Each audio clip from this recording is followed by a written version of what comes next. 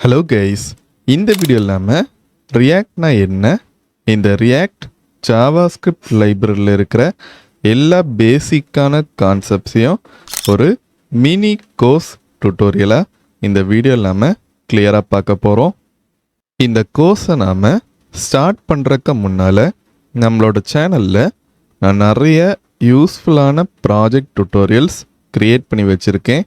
அந்த ப்ராஜெக்ட்ஸ் உங்களோட கோடிங் ஸ்கில்லை இம்ப்ரூவ் பண்ணுறதுக்கு ரொம்பவே ஹெல்ப்ஃபுல்லாக இருக்கும்.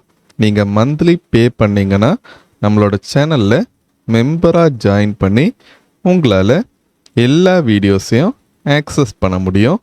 சேனல் மெயின் பேஜில் மெம்பர்ஷிப்கான ஜாயின் பட்டன் இருக்குது, இப்போவே செக் பண்ணி பாருங்கள். இந்த கோர்ஸில் பார்த்திங்கன்னா மொத்தமாக 9 செக்ஷன்ஸ் இருக்குது. இந்த 9 செக்ஷன்ஸில் நாம் ரியாக்ட் இன்ட்ரோடக்ஷன்லேருந்து ஸ்டார்ட் பண்ணி ரியாக்டில் என்னென்ன பேசிக்கான கான்செப்ட்ஸ் நாம் தெரிஞ்சு வச்சுக்கணுமோ எல்லாத்தையுமே கிளியராக பார்க்க போகிறோம். ஸோ இப்போ வாங்க இந்த கோர்ஸோட ஃபஸ்ட்டு செக்ஷனை ஸ்டார்ட் பண்ணலாம். இப்போ நாம் ரியாக்ட்னா என்னன்னு பார்க்கலாம். ரியாக்ட் ஒரு ஜாவாஸ்கிரிப்ட் பேஸ்ட் லைப்ரரி, ஜாவாஸ்கிரிப்ட் வச்சு ரன் ஆகிற ஒரு லைப்ரரி. அதை வச்சு நம்மளால் வெப் அப்ளிகேஷன்ஸ்க்கு யூசர் இன்டர்ஃபேஸ் இல்லைனா யூஐ பில்டு பண்ண முடியும். ஸோ ரியாக்ட் யூஸ் பண்ணி டெவலப்பர்ஸால் ஃபாஸ்டான இன்ட்ராக்டிவான அதே நேரத்தில் டைனமிக் வெப்சைட்ஸை பில்டு பண்ண முடியும். ரியாக்ட் யூஸ் பண்ணோம்னா நம்ம பேஜ் ரீலோட் இல்லாமலேயே வெப்சைட்ஸை பில்டு பண்ண முடியும். நெக்ஸ்ட் நாம் எதுக்காக ரியாக்ட் க்ரியேட் பண்ணாங்கன்னு பார்க்கலாம். முன்னால் பார்த்திங்கன்னா வெப்சைட்ஸ் ஒவ்வொரு ஆக்ஷனுக்குமே ரீலோட் ஆகிட்டு இருக்கும். இப்போது ஒரு வெப் பேஜில் ஒரு பட்டன் இருக்குதுன்னு வச்சுங்களேன், அதை கிளிக் பண்ண உடனே அந்த பேஜ் நமக்கு ரீலோட் ஆகும். அந்த மாதிரி ஒவ்வொரு ஆக்ஷனுக்கும் ரீலோட் ஆகிட்டு இருக்கும். அதே நேரத்தில் இப்போ நாம் ஏதாவது யூஐ அப்டேட் பண்ணுறோம் அப்படின்னா நாம் அந்த டாமில் பார்த்திங்கன்னா ரொம்பவே காம்ப்ளெக்ஸான மேனிப்புலேஷன்லனா சேஞ்சஸ் பண்ணுற மாதிரி இருக்கும். அதே நேரத்தில் ரொம்ப பெரிய அப்ளிகேஷனாக இருந்துச்சு அப்படின்னா அது நமக்கு ரொம்பவே மெஸ்ஸி இல்லைனா ரொம்பவே கஷ்டமாக இருக்குது அதை வந்து மெயின்டைன் பண்ணுறதுக்கு. இப்போது ரியாக்டோட மெயின் ஐடியா என்னென்னு பார்க்கலாம். ரியாக்ட் என்ன பண்ணணும்னு பார்த்திங்கன்னா ஒரு வெப்சைட்டை சின்ன சின்ன ரீயூசபிள் பீசஸ் இல்லைனா திரும்ப யூஸ் பண்ணுற மாதிரி இருக்கிற பீசஸாக பில்டு பண்ணோம். அது நம்ம காம்போனன்ட்ஸ்ன்னு சொல்கிறோம். ஸோ இந்த மாதிரி நாம் காம்போனன்ட்ஸாக செப்ரேட் பண்ணி ரீயூஸ் பண்ணுறதுனால என்ன யூஸ்ன்னு பார்த்திங்கன்னா நம்மளோட டெவலப்மெண்ட் ப்ராசஸ் ரொம்பவே க்ளீனாக இருக்கும், அதே நேரத்தில் ஆர்கனைஸ்டாகவும் இருக்கும். எக்ஸாம்பிள், இப்போ நாம் ஒரு வெப்சைட்டில் nav பார் க்ரியேட் பண்ணுறோம் அப்படின்னா nav பாருக்கு தனி காம்போனன்ட் க்ரியேட் பண்ணுவோம். அதே மாதிரி side bar, product card, button, இந்த மாதிரி காம்போனன்ட்ஸ் நம்ம க்ரியேட் பண்ணுறோம் அப்படின்னா எல்லாத்துக்குமே தனித்தனியாக காம்போனன்ட்ஸ் க்ரியேட் பண்ணிவிட்டு நெக்ஸ்ட்டு அது எல்லாத்தையும் ஒரு மெயின் ஃபைலில் இம்போர்ட் பண்ணி வெளியே நாம் அவுட்புட்டில் தெரிகிற மாதிரி பண்ணுவோம். இதுதான் ரியாக்டோட கோர் கான்செப்ட். ஸோ இந்த மாதிரி நாம் பண்ணுறதுனால ஒரு பெனிஃபிட் என்னென்னா இந்த காம்போனன்ட்ஸை நாம் திரும்ப வேறு எங்கேயாவது யூஸ் பண்ணோன்னா கூட நம்ம கண்டிப்பாக ரீயூஸ் பண்ண முடியும். நெக்ஸ்ட்டு நாம் எப்படி ரியாக்ட் பர்ஃபார்மன்ஸை இம்ப்ரூவ் பண்ணுதுன்னு பார்க்கலாம். ஸோ ரியாக்ட் பார்த்திங்கன்னா விர்ச்சுவல் டாம்னு ஒரு கான்செப்ட் யூஸ் பண்ணுது. இதுக்கான மீனிங் என்னென்னு பார்த்திங்கன்னா நம்ம மொத்த வெப் பேஜையுமே அப்டேட் பண்ணுறதுக்கு பதிலாக ரியாக்ட் ஒரு பர்டிகுலர் பார்ட்டை மட்டும்தான் அது வந்து அப்டேட் பண்ணும். எக்ஸாம்பிள், இப்போ நாம் ஒரு பட்டனுக்கு ஃபங்க்ஷனாலிட்டி ஆட் பண்ணுறோம் வச்சுங்களேன், அப்போது அந்த பட்டன் எலமெண்ட் மட்டும்தான் நமக்கு அப்டேட் ஆகுமே தவிர மொத்த வெப் பேஜும் ஒரே நேரத்தில் நமக்கு வந்து அப்டேட் ஆகாது. இப்போ நாம் அந்த பட்டன் எலமெண்ட்டை மட்டும்தானே சேஞ்ச் பண்ணியிருக்கோம். ஸோ அந்த பார்ட் மட்டும்தான் நமக்கு வந்து அப்டேட் ஆகும். ஸோ இந்த மாதிரி ஆகுறதுனால என்ன ஆகும்னு பார்த்திங்கன்னா நமக்கு அப்டேட்ஸ் வந்து ரொம்பவே ஃபாஸ்ட்டாக இருக்கும். அதே நேரத்தில் யூசர் எக்ஸ்பீரியன்ஸும் பெட்டராக இருக்கும். நெக்ஸ்ட்டு நம்ம ரியாக்ட் எதனால் யூஸ் பண்ணணும் அதுக்கான ஒரு ப்ராப்பர் ரீசன் பார்க்கலாம். ஃபஸ்ட் என்னென்னா, இப்போது இருக்கிற கம்பெனிஸ் பார்த்திங்கன்னா மெயினாக இந்த ரியாக்ட் தான் யூஸ் பண்ணுறாங்க. எக்ஸாம்பிள் ஃபேஸ்புக், நெட்ஃப்ளிக்ஸ், ஏர்பிஎன்பி, அடுத்து ஃப்ரெண்ட் அண்ட் ஸ்கில்ல இது ரொம்பவே டிமாண்டாக இருக்கிற ஒரு ஸ்கில்லாக இருக்குது. அதே நேரத்தில் ரொம்ப பெரிய லார்ஜ் ஸ்கேல் அப்ளிகேஷனாக இருந்தால் அது பில்ட் பண்ணுறதுக்கு இந்த ரியாக்ட் ரொம்பவே ஈஸியாக இருக்கும். அதே நேரத்தில் மாடர்ன் வெப்சைட் டெவலப்மெண்ட்டில் ஒரு மெயின் ஃபவுண்டேஷனாக இந்த ரியாக்ட் இருக்குது. ஸோ இப்போ நாம் எப்படி நம்மளோட விஷுவல் ஸ்டுடியோ கோடில் ரியாக்ட் செட்டப் பண்ணி அதில் என்னென்ன இம்பார்ட்டண்டான கான்செப்ட்ஸ் இருக்குன்னு பார்க்கலாம்.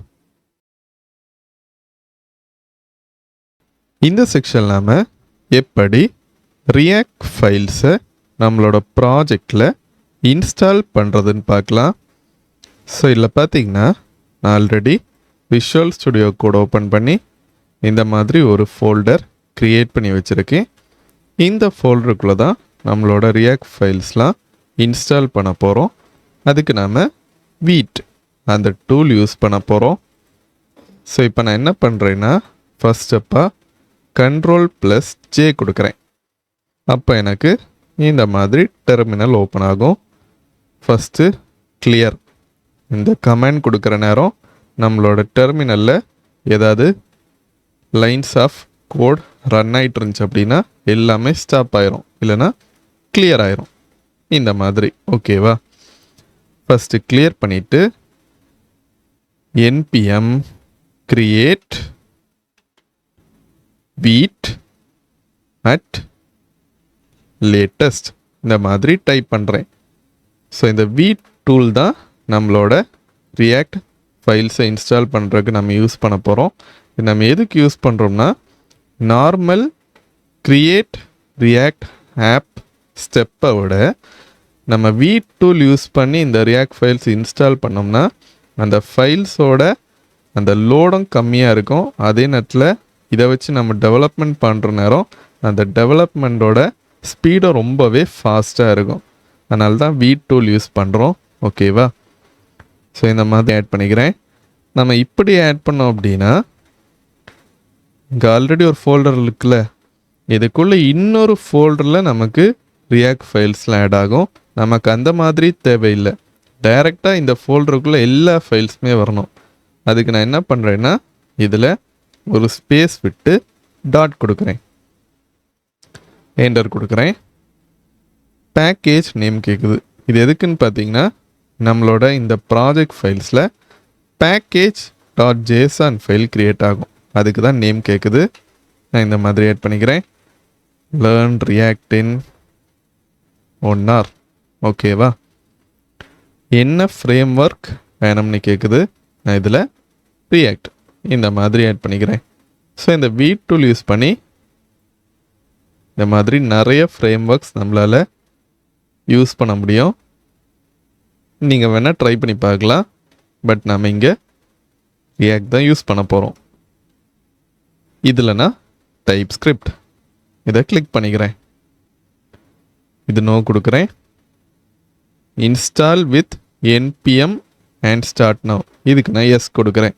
ஒருவேளை இங்கே நோ கொடுத்தேன் அப்படின்னா நம்ம நெக்ஸ்ட் ஸ்டெப்பில் npm இன்ஸ்டால் அந்த மாதிரி டைப் பண்ணி நோட் மாடியூல்ஸ்லாம் இன்ஸ்டால் பண்ணுற மாதிரி இருக்கும். அது 2 ஸ்டெப்பாக இருக்கும். ஸோ நம்ம எஸ் கொடுத்தோம் அப்படின்னா டைரெக்டாக ஒரே ஸ்டெப்பில் நமக்கு நோட் மாடியூல்ஸ் இன்ஸ்டால் ஆயிரும். அதனால எஸ் கொடுக்குறேன். இது பார்த்திங்கன்னா நமக்கு கொஞ்சம் டைம் ஆகும். ஸோ இப்போ இதில் பார்த்திங்கன்னா நமக்கு எல்லா நோட் மாடியூல் ஃபைல்ஸும் இன்ஸ்டால் ஆகிடுச்சு. தெரியுதா? எல்லாமே இன்ஸ்டால் ஆகிடுச்சு. அதே நேரத்தில் நமக்கு தேவைப்படுற எல்லா ரியாக்ட் ஃபைல்ஸுமே இன்ஸ்டால் ஆகி இந்த மாதிரி டிஸ்பிளே ஆகுது. ஸோ வீட் பார்த்திங்கன்னா நமக்கு ரியாக்டில் ஒரு டிஃபால்ட்டான டெம்ப்ளேட்டை இந்த மாதிரி க்ரியேட் பண்ணி கொடுக்கும். அதே நேரத்தில் இன்ஸ்டால் ஆகி முடிச்சுட்டு பார்த்திங்கன்னா ஆட்டோமேட்டிக்காகவே நமக்கு டெவ் சர்வரை ஸ்டார்ட் பண்ணிடும். ஸோ லோக்கல் ஹோஸ்டில் நமக்கு இப்போது இங்கே க்ரியேட் ஆன இந்த ஃபைல் கண்டிப்பாக ஒர்க் ஆகும். ஸோ இங்கே பார்த்திங்கன்னா அந்த லிங்க் இருக்குது, லோக்கல் ஹோஸ்ட் 5173. இப்போ நான் இதை Ctrl+ கிளிக் பண்ணுறேன் இந்த மாதிரி. ஸோ இதில் பார்த்தீங்களா, இதான் நம்மளோட இப்போ இருக்கிற டிஃபால்ட்டான அந்த டெம்ப்ளேட் அவுட்புட். இப்போ நம்ம என்ன பண்ணுவோம்னு பார்த்தீங்கன்னா, இதில் நமக்கு தேவைப்படுற மட்டம் வச்சுட்டு வேறு எல்லாத்தையும் ரிமூவ் பண்ணிடுவோம். ரிமூவ் பண்ணிவிட்டு நம்ம ஸ்க்ராட்சில் இருந்து என்னென்ன கான்செப்ட்ஸ் உண்டோ எல்லாமே ரியாக்டில் பார்க்க போகிறோம். நெக்ஸ்ட் ஸ்டெப்பாக நாம் என்ன பண்ண போகிறோம்னா, இல்லை நமக்கு தேவைப்படுற ஃபைல்ஸ் எல்லாம் வச்சுட்டு வேறு எல்லாத்தையும் ரிமூவ் பண்ண போகிறோம். ஃபஸ்ட்டு சோர்ஸ் ஃபோல்டருக்கு போகலாம். இல்லை பார்த்திங்கன்னா நமக்கு ஆசெட்ஸ் ஃபோல்டர் இப்போ தேவையில்லை, பிகாஸ் நம்ம இமேஜஸ் எதுவுமே இப்போ ஆட் பண்ண போகிறதில்ல. டிஃபால்ட்டாக இந்த மாதிரி இருக்குது. இதை டெலீட் பண்ணிக்கிறேன். நெக்ஸ்ட்டு app.css ஃபைலும் தேவையில்லை, டெலீட் பண்ணிக்கிறேன். நெக்ஸ்ட்டு index.css ஃபைல்லையும் நமக்கு இந்த கண்டென்ட்ஸ் தேவையில்லை, டெலீட் பண்ணிக்கிறேன். main.jsx நமக்கு தேவை, பிகாஸ் இந்த main.jsxலேருந்து தான் நம்மளோட கண்டென்ட்ஸ் அவுட்புட்க்கு போய் டிஸ்பிளே ஆகுது. இப்போ இதில் பாருங்களேன், இங்கே நமக்கு index.css இம்போர்ட் ஆகிருக்கு. நெக்ஸ்ட்டு app.jsxும் இந்த மாதிரி ஆட் ஆகி இருக்குது. ஸோ இந்த ரெண்டும் இருக்கிறனால நம்ம கண்டிப்பாக இந்த ரெண்டு ஃபைல்ஸையும் டெலீட் பண்ணக்கூடாது. ஸோ அது இம்போர்ட் ஆகி தான் நமக்கு அவுட்புட்லேயே டிஸ்பிளே ஆகுது. இப்போ இந்த main.jsx ஃபைலில் பாருங்களேன், நம்ம என்ன பண்ணியிருக்கோம்னா ரெண்டர் ஃபங்க்ஷன் யூஸ் பண்ணி அந்த ஆப் காம்பனன்ட் இருக்குல்ல அதை ரெண்டர் பண்ணுறோம். அதான் இந்த மாதிரி இருக்குது. ஓகேவா?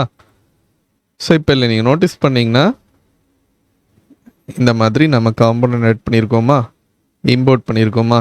app.jsxல பாருங்க, இந்த மாதிரி டிஃபால்ட்டாக இருக்கிற ஃபைல்ஸ் இருக்குது. நம்ம இதை ரிமூவ் பண்ணிக்கலாம். ஓகேவா? ஸோ எல்லாமே நம்ம இப்போ ரிமூவ் பண்ணிட்டோம். நம்மக்கிட்ட இருக்கிறது app.jsx, index.css, அடுத்து main.jsx ஃபைல் மட்டும்தான். ஓகேவா? நெக்ஸ்ட் இந்த பப்ளிக் ஃபோல்டரை ரிமூவ் பண்ணிக்கலாம். இது இப்போதைக்கு நமக்கு தேவையில்லை, ஏதாவது ப்ராஜெக்ட்ஸ் பண்ணுற நேரம் பார்க்கலாம். ஓகேவா? டெலீட் பண்ணிக்கிறேன். நெக்ஸ்ட் index.html ஃபைலுக்கு வரேன். ஓகேவா? ஸோ இங்கே main.jsxல நம்ம என்ன பண்ணிட்டோம், இந்த ஆப் காம்பனண்ட்டை நம்ம இந்த மாதிரி ஆட் பண்ணிட்டோம். பட் நெக்ஸ்ட் ஸ்டெப்பாக நம்ம என்ன பண்ணணும்னு பார்த்தீங்கன்னா, இந்த main.jsx ஃபைலை இந்த index.html இந்த மாதிரி ஸ்கிரிப்டை ஆட் பண்ணணும். அப்போ தான் இந்த main.jsx நம்மளோட HTML டாக்குமெண்ட் கூட கனெக்ட் ஆகும். புரிஞ்சிருக்கும்னு நினைக்கிறேன். நெக்ஸ்ட்டு இதில் பார்த்திங்கன்னா இந்த டிவை நம்ம அப்படியே வைக்கணும். அதுக்கான ரீசன் என்ன, இங்கே பாருங்க, தெரியுதா? document.getElement by idea fruit. இந்த டிவை தான் நம்ம getElement by id method use பண்ணி இங்கே கெட் பண்ணியிருக்கோம். கெட் பண்ணிவிட்டு என்ன பண்ணுறோம், அந்த ஆப் காம்பனண்ட்டை இங்கே நம்ம ரெண்டர் பண்ணுறோம். இதுதான் கான்செப்ட். ஓகேவா? நெக்ஸ்ட் இல்லை நான் இதை ரிமூவ் பண்ணிக்கிறேன். இதுவும் நமக்கு இப்போ தேவையில்லை. ஓகேவா? அவ்வளோதான். இப்போ நாம் ரியாக்டுக்கு தேவைப்படுற இனிஷியல் செட்டப் முடிச்சிட்டோம். இப்போ நம்மளோட அந்த அவுட்புட் எப்படி இருக்குன்னு பார்ப்போம். பாருங்க, நமக்கு இப்போ பிளெயினாக இருக்குது, எந்த ஒரு கண்டென்ட்ஸுமே இல்லை. இப்போ நாம் எப்படி இந்த app.jsx ஃபைல் மூலமாக நம்ம லோக்கல் சர்வரில் அந்த அவுட்புட்டை கொண்டு வரதுன்னு பார்க்கலாம். ரொம்பவே ஈஸி. நம்ம ஆல்ரெடி main.jsxல அந்த ஆப் காம்போனண்ட்டை இந்த மாதிரி ஆட் பண்ணியிருக்கோம். ஓகேவா? ரியாக்டில் காம்போனண்ட்டை நம்ம இந்த மாதிரி தான் ஆட் பண்ணணும். ஓகேவா? சிண்டெக்ஸ் இது தான். இந்த மாதிரி ஆட் பண்ணிட்டு செல்ஃப் க்ளோசிங் டேக் இந்த மாதிரி HTMLல போடுவோம்ல, அதே மாதிரி போட்டிருக்கோம். இப்போது app.jsxல கண்டென்ட் இல்லாதனால நமக்கு அவுட்புட்டில் தெரியலை. ஸோ அதுக்கு நான் என்ன பண்ணுறேன்னா RAFCE இந்த மாதிரி ஆட் பண்ணிக்கிறேன். இதுக்கான மீனிங் என்னன்னு பார்த்தீங்கன்னா ரியாக்ட் ஆரோ ஃபங்க்ஷனல் காம்போனன்ட். ஸோ இந்த மாதிரி நான் வந்து டைப் பண்ணுற நேரம் நமக்கு இந்த சஜஷன் ஷோ ஆகுது. இது உங்களுக்கு ஷோ ஆகணும் அப்படின்னா நீங்கள் என்ன பண்ணணும் அப்படின்னா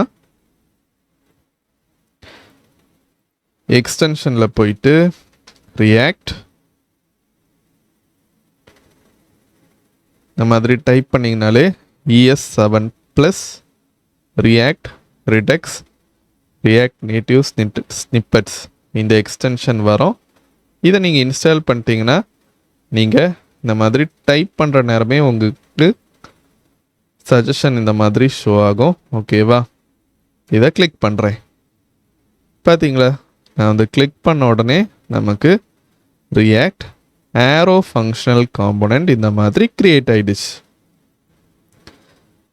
இப்போ நம்ம என்ன ஃபைல் நேம் கிரியேட் பண்ணுறோமோ அதே ஃபைல் நேமில் தான் நமக்கு இந்த காம்போனண்ட்டும் இந்த மாதிரி கிரியேட் ஆகும். பாருங்க, சேமாக இருக்குதா? நெக்ஸ்ட் ஸ்டெப்பாக நான் என்ன பண்ணுறேன்னா இதை மினிமைஸ் பண்ணிட்டு நம்மளோட அவுட்புட்க்கு போகிறேன். பார்த்தீங்களா, app.jsx ஃபைலில் என்ன டேட்டா இருக்கோ அது நமக்கு இந்த மாதிரி டிஸ்பிளே ஆகும். ஸோ இப்படி தான் நாம் இந்த ரியாக்ட் ஃபைல்ஸை இனிஷியலாக செட்டப் பண்ணி அதில் கண்டென்ட்ஸ் ஆட் பண்ணுவோம். இப்போ நமக்கு ஏதாவது கண்டென்ட்ஸ் சேஞ்ச் பண்ணோம் அப்படின்னா இங்கே ஆட் பண்ணிக்கலாம். This is a demo content இந்த மாதிரி கொடுக்குறேன் வச்சுங்களேன். அவுட்புட்டில் பார்ப்போம். பார்த்தீங்களா, பர்ஃபெக்டாக நமக்கு ஒர்க் ஆகுது. ஸோ இப்படி தான் நாம் ரியாக்ட் ஃபைல்ஸை நம்மளோட ப்ராஜெக்டில் செட்டப் பண்ணுவோம். இந்த செக்ஷன் நாம் JSX கான்செப்டை கொஞ்சம் டீப்பாக பார்க்க போகிறோம். JSXோட ஃபுல் ஃபார்ம் என்னன்னு பார்த்தீங்கன்னா ஜாவாஸ்கிரிப்ட் XML. இதை வச்சு நம்மளால் HTML எலமெண்ட்குள்ளாடி ஜாவாஸ்கிரிப்டை யூஸ் பண்ண முடியும். அதே நேரத்தில் இந்த ரியாக்ட் ஃபைல்ஸோட அந்த சிண்டெக்ஸும் பார்த்திங்கன்னா .jsx எக்ஸ்டென்ஷனில் தான் இருக்கும். ஸோ எப்படி நாம் இந்த HTML எலமெண்ட்டில் ஜாவாஸ்கிரிப்டை ஆட் பண்ணுறது தான் இப்போ பார்க்க போகிறோம். ஃபஸ்ட்டு நாம் எப்படி வேரியபிள்ஸை இந்த JSXக்குள்ளே யூஸ் பண்ணுறதுன்னு பார்க்கலாம். காமனாக பார்த்திங்கன்னா ரியாக்டில் நாம் இதை ஃபங்க்ஷனல் காம்போனண்ட்டுன்னு சொல்லுவோம். ஓகேவா? ஸோ நம்ம ரியாக்டில் ஆல்ரெடி ஃபஸ்ட்டு இன்ட்ரோலே பார்த்துருப்போம். எல்லா எலமெண்ட்ஸுமே காம்போனண்ட்டாக நம்ம யூஸ் பண்ணுவோம். ஸோ எல்லாத்தையும் நம்ம காம்போனண்ட் தான் சொல்லுவோம். இது ஆப் காம்போனண்ட், இது மெயின் காம்போனண்ட், அந்த மாதிரி தான் சொல்லுவோம். ஓகேவா? ஸோ இதுக்குள்ளே இந்த காம்போனண்ட்டை தான் நம்ம வந்து எக்ஸ்போர்ட் பண்ணியிருக்கோம். இப்போ இந்த காம்போனண்ட்குள்ளே தான் நம்ம வந்து வேரியபிள்ஸை டிக்ளேர் பண்ணுவோம். ஜாவாஸ்கிரிப்ட்லேயே நம்ம இதை பார்த்துருப்போம். நீங்கள் இன்னும் ஜாவாஸ்கிரிப்ட் ஃபுல் கோர்ஸ் வீடியோ நம்மளோட சேனலில் இருக்குது. அதை பார்க்கல அப்படின்னா அதை பார்த்துட்டு இந்த வீடியோ பார்த்தீங்கன்னா கண்டிப்பாக உங்களுக்கு புரியும். கான்ஸ்ட் நேம் ஈக்குவல் டு டெமோ இந்த மாதிரி ஒரு கான்ஸ்டன்ட் க்ரியேட் பண்ணுறேன் வச்சுக்கோங்க. இப்போ இந்த கான்ஸ்டண்ட்டை இந்த HTMLக்குள்ளே கொண்டு வரக்கு நம்ம என்ன பண்ணுவோம்னு பார்த்தீங்கன்னா இந்த மாதிரி ஆட் பண்ணிக்கிறேன். கரெக்டாக இதில் ஒரு கர்லி பிரேஸ் போடுறேன். போட்டுட்டு மேலே நம்ம க்ரியேட் பண்ண அந்த வேரியபிளை இங்கே ஆட் பண்ணணும். அவ்வளோதான். இப்போ என்ன ஆகும்னு பார்த்தீங்கன்னா இங்கே இருக்கிற இந்த வேல்யூ நமக்கு இங்கே ஆட் ஆயிரும். செக் பண்ணி பார்ப்போம். பார்த்தீங்களா, பர்ஃபெக்டாக நமக்கு ஆட் ஆகி இருக்குது. அதே மாதிரி நாம் இங்கே மல்டிபிள் வேரியபிள்ஸ் கூட யூஸ் பண்ண முடியும். ஏஜ் ஈக்குவல் டு 44 இந்த மாதிரி ஆட் பண்ணுறேன்னு வச்சுங்களேன். ஓகேவா? இதில் நான் இப்போது அண்ட் ஏஜஸ் கர்லி பிரேஸ் போடுறேன். போட்டுட்டு ஏஜ் இந்த மாதிரி கொடுக்குறேன். கொடுத்துட்டு அவுட்புட்டில் பாருங்க, பர்ஃபெக்டாக நமக்கு ஆட் ஆகி இருக்குது. ஸோ இப்படி தான் நாம் இந்த JSX ஃபைல்குள்ளே வேரியபிள்ஸை யூஸ் பண்ணுவோம். நெக்ஸ்ட் நாம் எப்படி இந்த ஃபங்க்ஷனல் காம்போனண்ட்குள்ளே இருக்கிற இந்த HTML கண்டென்ட்ஸில் கிளாஸ் நேம்ஸ் ஆட் பண்ணுறதுன்னு பார்க்கலாம். ஸோ நார்மலாக நாம் இப்போது ஒரு HTML டாக்குமெண்ட் இருக்குது அப்படின்னா இந்த மாதிரி HTML கண்டென்ட்ஸ் ஆட் பண்ணுற நேரம் கிளாஸ் அந்த ஆட்ரிபியூட் தானே ஆட் பண்ணுவோம். பட் ரியாக்டில் பார்த்திங்கன்னா அது டிஃப்ரெண்ட்டாக இருக்கும். நம்ம கிளாஸ் ஆட்ரிபியூட் யூஸ் பண்ண மாட்டோம். அதுக்கு பதிலாக கிளாஸ் நேம் இந்த ஆட்ரிபியூட் யூஸ் பண்ணுவோம். எதுக்காக இங்கே நம்ம கிளாஸ் ஆட்ரிபியூட்டுக்கு பதிலாக கிளாஸ் நேம் யூஸ் பண்ணுறோன்னு பார்த்தீங்கன்னா ரியாக்டை பொறுத்தவரை கிளாஸ்னே ஒரு ரிசர்வ்டு கீவேர்ட் இருக்குது. ஸோ அது யூஸ் பண்ணுறதுனால இதுக்கும் அதுக்கும் கன்ஃபியூஷன் வரக்கூடாது. அதுக்காக தான் இங்கே கிளாஸ் நேம் யூஸ் பண்ண சொல்கிறாங்க. ஓகேவா? இப்போ நான் என்ன பண்ணுறேன்னா இந்த மாதிரி ஆட் பண்ணிக்கிறேன். ஸோ இது பார்த்திங்கன்னா நார்மல் HTML எலமெண்ட்டாக இருக்கிறதுனால நம்மளால் ஸ்டைலிங் பண்ண முடியும். இப்போது index.css ஃபைல் ஆல்ரெடி நாம் main.jsx ஃபைல் கூட கனெக்ட் பண்ணியிருக்கோம். கரெக்டாக இம்போர்ட் ஆகி தானே இருக்குது. ஸோ நாம் இங்கே CSS ஸ்டைலிங் ஆட் பண்ணால் கண்டிப்பாக நமக்கு அஃபெக்ட் ஆகும். கண்டெய்னர் இந்த மாதிரி கொடுத்துருக்கேன்னா காப்பி பண்ணிவிட்டு பேக்ரவுண்ட் கலர் ப்ளூ இந்த மாதிரி கொடுக்குறேன். இப்போ அவுட்புட்டில் பாருங்கள் ப்ளூ கலரில் நமக்கு சேஞ்ச் ஆகிடுச்சு. பர்ஃபெக்டாக ஒர்க் ஆகுது. ஸோ இப்படி தான் நாம் ரியாக்டில் கிளாஸ் நேம் ஆட்ரிபியூட் யூஸ் பண்ணி ஸ்டைலிங் பண்ணுவோம். ரியாக்டை பொறுத்தவரை இன்லைன் ஸ்டைலிங்னு ஒரு கான்செப்டும் இருக்குது. பட் நம்ம அதை இந்த கோர்ஸில் பார்க்க போகிறதில்ல. நம்ம கண்டிப்பாக நிறைய ப்ராஜெக்ட்ஸில் ஆல்ரெடி யூஸ் பண்ணியிருக்கோம். நீங்கள் இன்னும் அதை செக் பண்ணி பார்க்கல அப்படின்னா நம்மளோட சேனல் மெம்பர்ஷிப்பில் அந்த ப்ராஜெக்ட் வீடியோஸ்லாம் ஆட் பண்ணியிருக்கேன். கண்டிப்பாக நம்மளோட சேனலில் மெம்பராக ஜாயின் பண்ணி அதை செக் அவுட் பண்ணி பாருங்கள். நெக்ஸ்ட்டு நாம் எப்படி ரியாக்டில் கண்டிஷ்னல் ரெண்டரிங் கான்செப்ட் யூஸ் பண்ணுறோம் பார்க்கலாம். இது நம்ம காமனாக டெர்னரி ஆப்ரேட்டர் யூஸ் பண்ணி தான் அச்சீவ் பண்ணுவோம். நான் ஆல்ரெடி ஜாவாஸ்கிரிப்ட் ஃபுல் கோர்ஸ் வீடியோவில் எக்ஸ்பிளைன் பண்ணியிருப்பேன். ஸோ என்ன பண்ணுறோன்னு பார்த்தீங்கன்னா இப்போ இதில் கான்ஸ்ட் இஸ் ப்ரீமியம் ஓகேவா, இந்த மாதிரி ஒரு வேரியபிள் ஆட் பண்ணிக்கிறேன். பூலியன் வேல்யூ கொடுக்குறேன். இப்போ நமக்கு இதில் இந்த இஸ் ப்ரீமியம் வேல்யூ ட்ரூவாக இருந்துச்சு அப்படின்னா நமக்கு ஒரு வேல்யூ ஷோ ஆகணும். ஃபால்ஸாக இருந்துச்சு அப்படின்னா இன்னொரு வேல்யூ ஷோ ஆகணும். அப்படின்னா நம்ம ஈஸியாக இந்த ரியாக்ட் ஃபங்க்ஷனல் காம்போனண்ட்டில் யூஸ் பண்ண முடியும். எப்படின்னு பார்த்தீங்கன்னா இப்போது இஸ் ப்ரீமியம் ட்ரூவாக இருந்துச்சுன்னா ஒரு வேல்யூ, ஃபால்ஸாக இருந்துச்சுன்னா இன்னொரு வேல்யூ. அந்த மாதிரி டெர்னரி ஆப்ரேட்டரை நம்ம டைரெக்டாக இந்த டியூக்குள்ளாடி யூஸ் பண்ணிக்கலாம். இல்லைனா இல்லை நம்ம பீட்டாக் கூட போட்டுக்கலாம். ஓகேவா? ஸோ நம்ம HTML எலமெண்ட்ஸில் ஜாவாஸ்கிரிப்ட் யூஸ் பண்ணுறதுக்கு இந்த கர்லி பிரேஸ் யூஸ் பண்ணணும். இஸ் ப்ரீமியம் ஓகேவா? இஸ் ப்ரீமியம் ட்ரூவாக இருந்துச்சு அப்படின்னா கொஸ்டின் மார்க் போட்டுக்கிறேன். இதான் டெர்னரி ஆப்ரேட்டர் ஓகேவா? ட்ரூவாக இருந்துச்சு அப்படின்னா ப்ரீமியம் ஆக்சஸ் கிராண்டட். ஒருவேளை ஃபால்ஸாக இருந்துச்சு அப்படின்னா அப்கிரேட் டு ப்ரீமியம். அவ்வளோதான். இப்போ இந்த வேல்யூ ட்ரூவாக இருந்துச்சு அப்படின்னா இந்த டெக்ஸ்ட் வரும், ஃபால்ஸாக இருந்துச்சு அப்படின்னா இந்த டெக்ஸ்ட் நமக்கு டிஸ்பிளே ஆகும். செக் பண்ணி பார்த்துருவோம். இப்போ இது பார்த்திங்கன்னா நமக்கு ட்ரூவாக இருக்குது. கரெக்டாக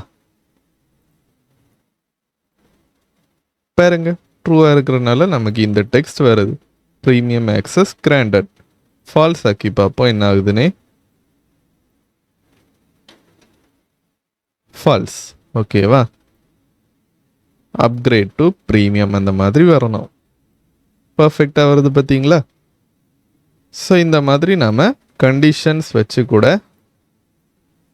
இந்த HTML எலமெண்ட்ஸில் நம்மளால் அந்த டெக்ஸ்ட்டை டிஸ்ப்ளே பண்ண முடியும். நெக்ஸ்ட் நாம் எப்படி மேப் ஃபங்க்ஷன் யூஸ் பண்ணி எலமெண்ட்ஸை லிஸ்ட்டு பண்ணுறதுன்னு பார்க்கலாம். ஸோ நார்மலாக நாம் இங்கே இருக்கிற இந்த டேட்டாவை தனித்தனியாக இங்கே லிஸ்ட் பண்ணுறதுக்கு பதிலாக நம்ம மேப் ஃபங்க்ஷன் யூஸ் பண்ணோம்னா நம்ம ஒரே ஒரு வாட்டி அந்த ஃபங்க்ஷன் ஆட் பண்ணாலே போதும். அது ஆட்டோமேட்டிக்காகவே நமக்கு லிஸ்ட் ஆகி வந்துடும். இங்கே எவ்வளோ டேட்டா இருந்தாலும் பிரச்சனை இல்லை. 100 டேட்டா இருந்தால் கூட நம்ம அந்த மேப் ஃபங்க்ஷன் ஒரு வாட்டி யூஸ் பண்ணோம்னா அந்த 100 டேட்டாவுமே நமக்கு கீழே லிஸ்ட் ஆகி வந்துடும். ஸோ அது பார்த்திங்கன்னா நம்ம தனித்தனியாக ஆட் பண்ணுறத விட பெஸ்ட்டான ப்ராக்டிஸ். நம்ம ரியாக்டில் ரொம்ப காமனாக இந்த மேப் ஃபங்க்ஷன் யூஸ் பண்ணுவோம். ஸோ இதுக்கு ஃபங்க்ஷனாலிட்டி தெரிஞ்சிருக்கிறது ரொம்பவே முக்கியம். ஓகேவா? இப்போ நான் என்ன பண்ணுறேன்னா கரெக்டாக இந்த டியூக்கு உள்ளாடி ஒரு யூஎல் டேக் போடுறேன். லிஸ்ட்டாக இருக்கிறனால நாம் இந்த அன்ஆர்டர் லிஸ்ட் HTML எலமெண்ட் ஆட் பண்ணிக்கிறோம். நெக்ஸ்ட்டு கேர்லி பிரேஸ் போட்டுக்கிறேன். பிகாஸ் நம்ம ஜாவா ஸ்கிரிப்ட் உள்ளே ஆட் பண்ண போகிறோம். ஓகேவா? மேப் ஆஃப் த ஃபங்க்ஷன் போட்டுட்டு இதில் கோர்ஸ் இந்த மாதிரி ஆட் பண்ணிக்கிறேன். ஆட் பண்ணிவிட்டு நெக்ஸ்ட் ஸ்டெப்பாக இந்த சிம்பிள் போட்டு இந்த மாதிரி ஆட் பண்ணிக்கிறேன். இது பார்த்திங்கன்னா ஆரோ ஃபங்க்ஷன். ஓகேவா? இப்போ என்ன ஆகுனா இந்த கோர்சஸ் அரே இருக்குல்ல, அதுக்குள்ளே இருக்கிற எல்லா டேட்டாவே நம்ம கீழே வந்து ஒரு நியூ அரேவாக ரிட்டர்ன் பண்ணுற மாதிரி பண்ண போகிறோம். ஸோ ஒவ்வொரு டேட்டாவும் ஃபஸ்ட்டு ரியாக்ட் வரும், next JavaScript, CSS, Node, TypeScript, அந்த மாதிரி ஒவ்வொரு டேட்டாவும் நமக்கு லிஸ்ட் ஆகும். நெக்ஸ்ட் நமக்கு இது லிஸ்ட் ஆகிற நேரம் அந்த நம்பரும் நமக்கு வரணும். ஓகேவா? First one react, next Java script, next CSS 1 2 3 அந்த மாதிரியும் வரணும். அப்படின்னா இல்லை நம்ம கமா போட்டு இண்டெக்ஸ் ஆட் பண்ணிக்கலாம். ஸோ இந்த இண்டெக்ஸ் நம்பர் பார்த்திங்கன்னா 0லேருந்து ஸ்டார்ட் ஆகும். ஸோ இது 0 1 2 3 அந்த மாதிரி தான் வரும். ஓகேவா? பட் நமக்கு அந்த மாதிரி இங்கே கீழே ரெண்டர் ஆகுற நேரம் வரக்கூடாது. ஸ்டார்டிங் 1லேருந்து வரணும். அப்போ என்ன பண்ணலான்னா இதில் லிஸ்ட் ஐட்டம் போட்டுக்கலாம். யூஎல் டேக் யூஸ் பண்ணால் கண்டிப்பாக அங்கே நம்ம கீழே லிஸ்ட் ஐட்டம் ஆட் பண்ணணும். அதுக்கு தான் இந்த மாதிரி ஆட் பண்ணுறேன். ஆட் பண்ணிவிட்டு இண்டெக்ஸ் +1, இண்டெக்ஸ் நம்பர் 0லேருந்து ஸ்டார்ட் ஆகும். பட் நமக்கு ஸ்டார்டிங் நம்பர் 1ல் தானே இருக்கணும். அதுக்காக இந்த மாதிரி ஆட் பண்ணிட்டு டாட் போட்டு கோர்ஸ், அவ்வளோதான். நெக்ஸ்ட்டு ஒரு முக்கியமான விஷயம் என்னென்னா நம்ம மேப் ஃபங்க்ஷன் யூஸ் பண்ணுற நேரம் கீ ஆட்ரிபியூட் கண்டிப்பாக ஆட் பண்ணணும். Key = index. எதுக்குன்னு பார்த்தீங்கன்னா இப்போ நாம் இதை லிஸ்ட் பண்ணுறோம் கரெக்டாக. ஸோ ஒவ்வொரு எலமெண்ட்டுக்கும் ஒவ்வொரு கீ இருக்கணும். அப்போ தான் ரியாக்ட் அந்த ஒவ்வொரு எலமெண்ட்ஸும் யூனிக்கான எலமெண்ட்ஸ் அந்த மாதிரி அதை வந்து கன்சிடர் பண்ணும். ஸோ ஒவ்வொன்றுக்கும் இந்த கீ வேல்யூ நமக்கு சேஞ்ச் ஆகிட்டே இருக்கணும். அதுக்காக தான் இந்த மாதிரி ஆட் பண்ணுறேன். ஸோ ஃபர்ஸ்ட் ஒன்க்கு கீ நம்பர் பார்த்திங்கன்னா 0, நெக்ஸ்ட் ஒன் 1 2 3 4 அந்த மாதிரி ஆட் பண்ணிக்கிறோம். இப்போ நம்ம இது எப்படி அவுட்புட்டில் இருக்குன்னு பார்க்கலாம். ஸோ இது பார்த்திங்கன்னா நமக்கு அவுட்புட்டில் இப்போ டிஸ்பிளே ஆகலை. அப்போ நாம் ஏதோ ஒரு மிஸ்டேக் பண்ணியிருக்கோன்னு அர்த்தம். என்னென்னு பார்த்துடலாம். இப்போ இல்லை நாம் பண்ணியிருக்கிற மிஸ்டேக் என்னென்னு பார்த்தீங்கன்னா இதில் நாம் கேர்லி பிரேஸ் போடக்கூடாது. அதுக்கு பதிலாக இந்த ப்ராக்கெட்ஸ் போடணும். அப்போ நமக்கு அது ஃபிக்ஸ் ஆயிரும். இப்போ செக் பண்ணி பார்ப்போம். பார்த்தீங்களா, நீட்டாக நமக்கு இந்த மாதிரி டிஸ்பிளே ஆகுது. இங்கே நாம் அன்ஆர்டர் லிஸ்ட் யூஸ் பண்ணுறனால இந்த மாதிரி புல்லட் பாயிண்ட்ஸ் இருக்குது. நெக்ஸ்ட்டில் பாருங்களேன், நம்ம இண்டெக்ஸ் நம்பர் போட்டிருந்தோமா, நமக்கு இந்த மாதிரி டிஸ்பிளே ஆகுது. நெக்ஸ்ட்டு நாம் எப்படி மல்டிபிள் JSX எலமெண்ட்ஸை ரியாக்டில் ஹேண்டில் பண்ணுறதுன்னு பார்க்கலாம். இப்போ நான் இதில் இந்த மாதிரி ஒரு எலமெண்ட் ஆட் பண்ணியிருக்கேன். ஓகேவா? பட் ஒருவேளை நான் இப்போ இதில் இன்னொரு எலமெண்ட் இந்த மாதிரி ஆட் பண்ணுறேன்னு வச்சுங்களேன், தெரியுதா நமக்கு எரர் ஷோ ஆகுது. கவர் பண்ணுறேன். JSX expressions must have one parent element. So அந்த எரர் ஷோ ஆகிறதுக்கான ரீசன் அதுதான். என்னன்னு பார்த்தீங்கன்னா, இப்போ இந்த மாதிரி மல்டிபிள் எலமெண்ட்ஸ் நம்ம ஆட் பண்ணுறோம் அப்படின்னா கண்டிப்பாக அதை நம்ம ஒரு பேரண்ட் டியூக்கோ உள்ளதான் ஆட் பண்ணணும். இப்போ இது பேரண்ட் டியூன்னு வச்சுங்களேன், அதுக்குள்ளே தான் நாம் இந்த மாதிரி ஆட் பண்ணணும். இப்போ பாருங்க, அந்த இஷ்யூ நமக்கு போயிடுச்சு. ஸோ இந்த மாதிரி நம்ம எல்லா இடத்துலையுமே டியூ டேக் போட்டு ஆட் பண்ணுற சிச்சுவேஷன் இல்லை அப்படின்னா அதுக்கு ஒரு கான்செப்ட் இருக்குது. அது என்னன்னு பார்த்தீங்கன்னா ரியாக்ட் ஃப்ராக்மெண்ட்ஸ். ஸோ இது பார்த்திங்கன்னா நமக்கு பேரண்ட் எலமெண்ட்டாக ஆக்ட் பண்ணும். ரியாக்ட் ஃப்ராக்மெண்ட்ஸ் நம்ம க்ரியேட் பண்ணுறதுக்கு இதில் எதுவுமே ஆட் பண்ண தேவையில்லை, ஜஸ்ட் இந்த மாதிரி ஆட் பண்ணால் போதும். இதை தான் நாம் ரியாக்ட் ஃப்ராக்மெண்ட்ஸ்ன்னு சொல்கிறோம். இதுவும் பார்த்திங்கன்னா ரியாக்டில் ஒரு இம்பார்ட்டண்டான கான்செப்ட். பிகாஸ் நம்ம எல்லா சிச்சுவேஷன்லேயும் டியூ டேக் போட்டு பேரண்ட் எலமெண்ட் ஆட் பண்ண போகிறதில்ல. இந்த மாதிரி ஒரு சிச்சுவேஷன் வந்துச்சு அப்படின்னா நாம் கண்டிப்பாக ரியாக்ட் ஃப்ராக்மெண்ட் யூஸ் பண்ணணும். இப்போ அவுட்புட்டில் எப்படி டிஸ்பிளே ஆகுதுன்னு பார்க்கலாம்.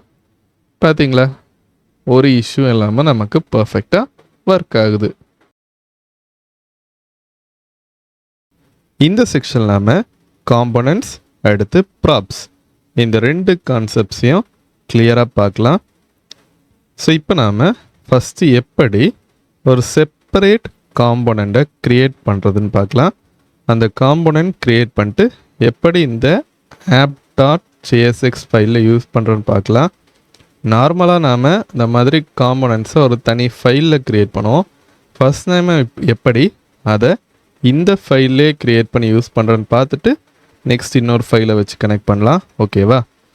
இப்போ நான் என்ன பண்ணுறேன்னா இதில் ப்ராடக்ட் கார்டு இந்த மாதிரி ஒரு காம்போனன்ட் க்ரியேட் பண்ணுறேன். ஓகேவா? இதுவும் பார்த்திங்கன்னா ஆரோ ஃபங்க்ஷனல் காம்போனன்ட். நெக்ஸ்ட் ஸ்டெப்பாக நான் என்ன பண்ணுறேன்னா ரிட்டர்ன் கொடுத்து இதில் ஒரு டியூ ஆட் பண்ணிக்கிறேன். இந்த மாதிரி h2 டேக் ஆட் பண்ணுறேன்.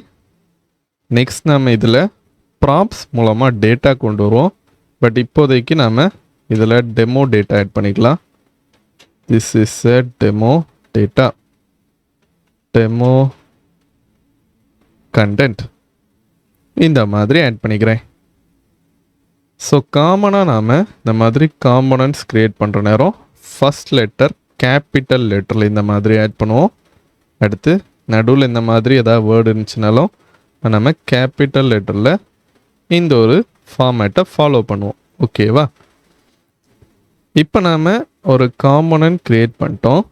இதை நாம் app.jsx ஃபைலில் யூஸ் பண்ணுறது ரொம்பவே சிம்பிள் தான். ஃபஸ்ட் இதை க்ளியர் பண்ணிக்கிறேன். பிகாஸ் நம்ம மல்டிபிள் காம்போனன்ட்ஸ் யூஸ் பண்ணுற நேரம் கண்டிப்பாக அது ஒரு பேரண்ட் காம்போனன்ட்குள்ளே இருக்கணும். ஓகேவா? ப்ராடக்ட் கார்டு அவ்வளோதான். காம்போனண்ட்டை நம்ம ஆட் பண்ணுற சிண்டெக்ஸ் இதுதான். இப்போ என்ன ஆயிரும், இந்த ஆப் ஃபங்க்ஷனல் காம்போனன்ட்குள்ளாடி இந்த கண்டென்ட்ஸ் நமக்கு போயிடும். பிகாஸ் இந்த காம்போனண்ட்டு நம்ம இங்கே ஆட் பண்ணியிருக்கோம். இப்போ செக் பண்ணி பார்ப்போம். ஸோ இதில் பார்த்திங்கன்னா திரும்ப லோக்கல் ஹோஸ்ட்டை ரன் பண்ணுறேன். npm run dev. பார்த்தீங்களா, பர்ஃபெக்டாக நமக்கு டிஸ்பிளே ஆகுது. ஸோ இப்படி தான் நாம் காம்போனன்ட்ஸ் க்ரியேட் பண்ணுவோம். பட் காமனாக இந்த மாதிரி ஒரே ஃபைலில் நம்ம க்ரியேட் பண்ண மாட்டோம். இப்போ எக்ஸாம்பிளுக்கு ஒரு வெப்சைட்டில் மல்டிபிள் செக்ஷன்ஸ் இருக்குது அப்படின்னா ஒவ்வொரு செக்ஷனுக்கு நம்ம ஒரு காம்போனன்ட் ஃபைல் க்ரியேட் பண்ணி எல்லாத்தையும் இந்த app.jsx ஃபைலில் இம்போர்ட் பண்ணுவோம். இப்போ நம்ம எப்படி இதை இன்னொரு ஃபைலில் ஆட் பண்ணுறதுன்னு பார்க்கலாம். இதில் பெஸ்ட்டு ப்ராக்டிஸ் என்னென்னு பார்த்தீங்கன்னா இந்த சோர்ஸ் ஃபோல்டரில் இன்னொரு ஃபோல்டர் க்ரியேட் பண்ணி காம்போனன்ட் இந்த மாதிரி க்ரியேட் பண்ணிக்கலாம். இதுக்குள்ளே நம்ம ஆட் பண்ணுறது பெட்டர். பிகாஸ் நெக்ஸ்ட் நம்ம இதை பார்க்குற நேரம் ஈஸியாக ஐடென்டிஃபை பண்ண முடியும். ஸோ இங்கேயும் நேமிங் பார்த்திங்கன்னா அதே மாதிரி இருக்கணும். ஃபர்ஸ்ட் லெட்டர் கேபிட்டல், அடுத்து நடுவில் ஒரு வேர்டு ஸ்ப்ளிட் ஆகுது அப்படின்னா இன்னொரு வேர்டு வந்து கேபிட்டல் லெட்டரில் வரும். இந்த மாதிரி ஆட் பண்ணிக்கிறேன். ஓகேவா? அப்படியே காப்பி பண்ணி இதில் பேஸ்ட் பண்ணிக்கிறேன். இப்போ நாம் காம்போனண்ட் ஆட் பண்ணிட்டோம். இதை எக்ஸ்போர்ட் பண்ணால் தான் நம்மளால் app.jsx ஃபைலில் இம்போர்ட் பண்ண முடியும். ஸோ இதில் நான் என்ன பண்ணுறேன்னா எக்ஸ்போர்ட் டிஃபால்ட் ப்ராடக்ட் கார்டு, அவ்வளோதான். நெக்ஸ்ட்டு எக்ஸ்போர்ட் பண்ணிட்டோம். அப்போ app.jsx ஃபைலில் இம்போர்ட் பண்ணணும். இப்போ நமக்கு அது கண்டிப்பாக எரர் ஷோ ஆகும். பிகாஸ் நம்ம ப்ராடக்ட் கார்ட் காம்போனண்ட்டை இன்னொரு ஃபைலை ஆட் பண்ணியிருக்கோம். இங்கே இம்போர்ட் பண்ணால் தான் நமக்கு எரர் ஷோ ஆகாது. செக் பண்ணி பார்ப்போம்.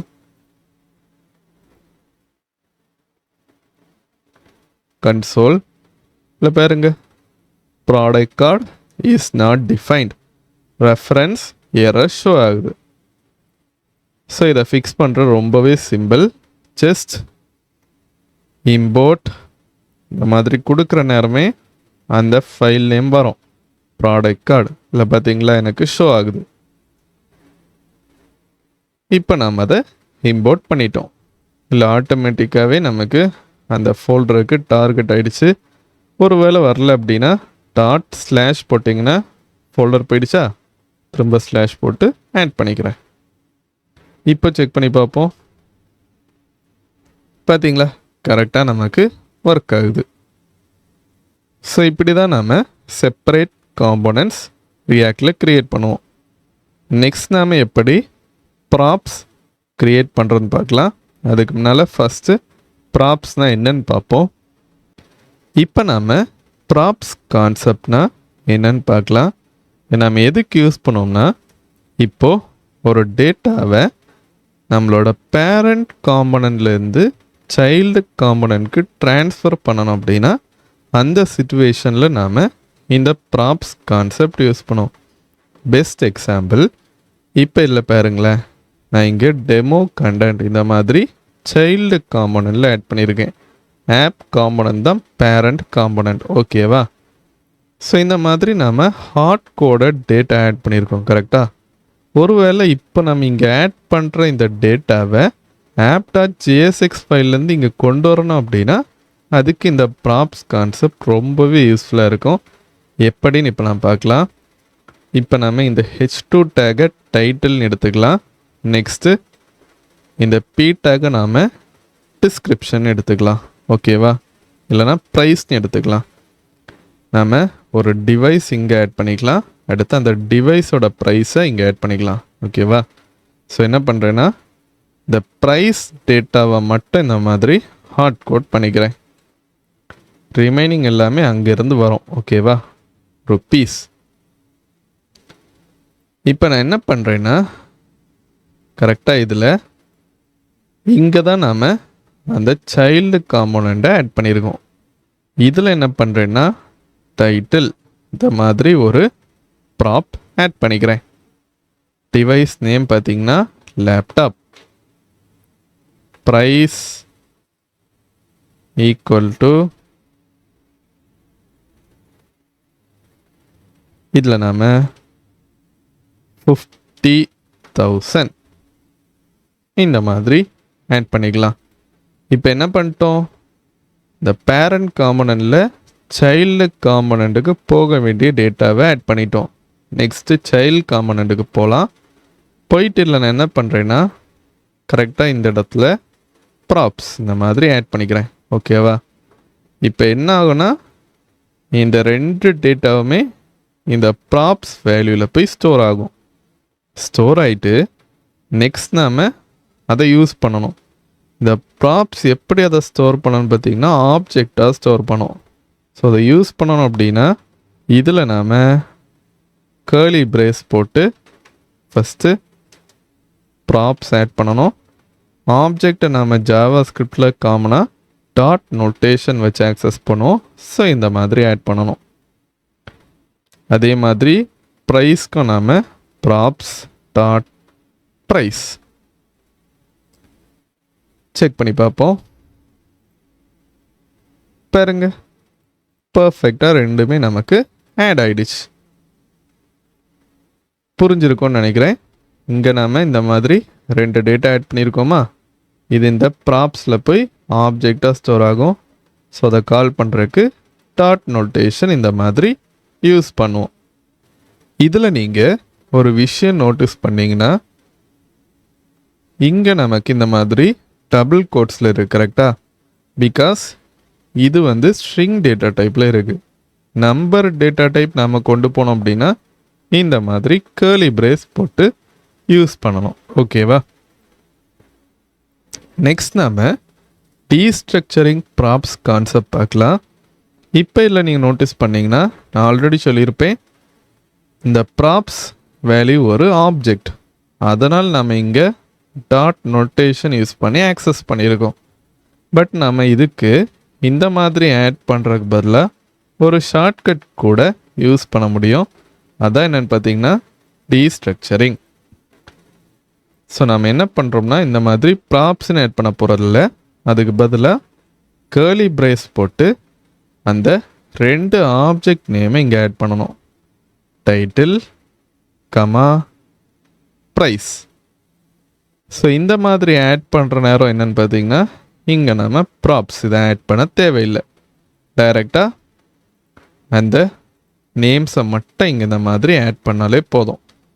இதை தான் நாம் டீஸ்ட்ரக்சரிங்னு சொல்கிறோம்.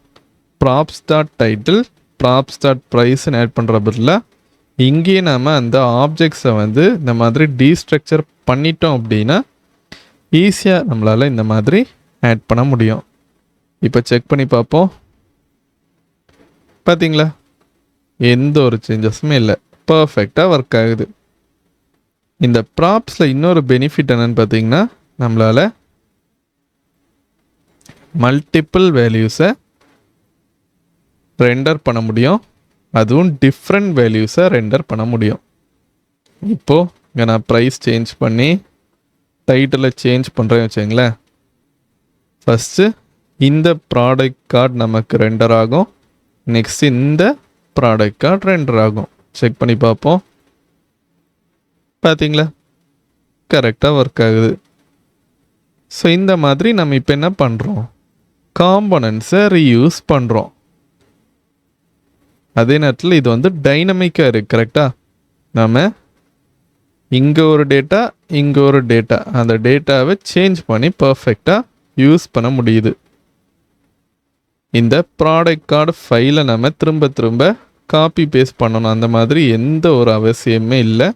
டைரெக்டாக இல்லை இந்த மாதிரி 2 ப்ராப்ஸ் ஆட் பண்ணி அங்கே அந்த வேல்யூவை பாஸ் பண்ணிட்டோம் அப்படின்னா, அந்த ப்ராடக்ட் கார்டுக்கு வேல்யூவை பாஸ் பண்ணிட்டோம் அப்படின்னா பர்ஃபெக்டாக ஒர்க் ஆகும். இதிலே பார்த்திங்கன்னா நம்மளால் கண்டிஷ்னல் ரெண்டரிங் கான்செப்ட் யூஸ் பண்ண முடியும்.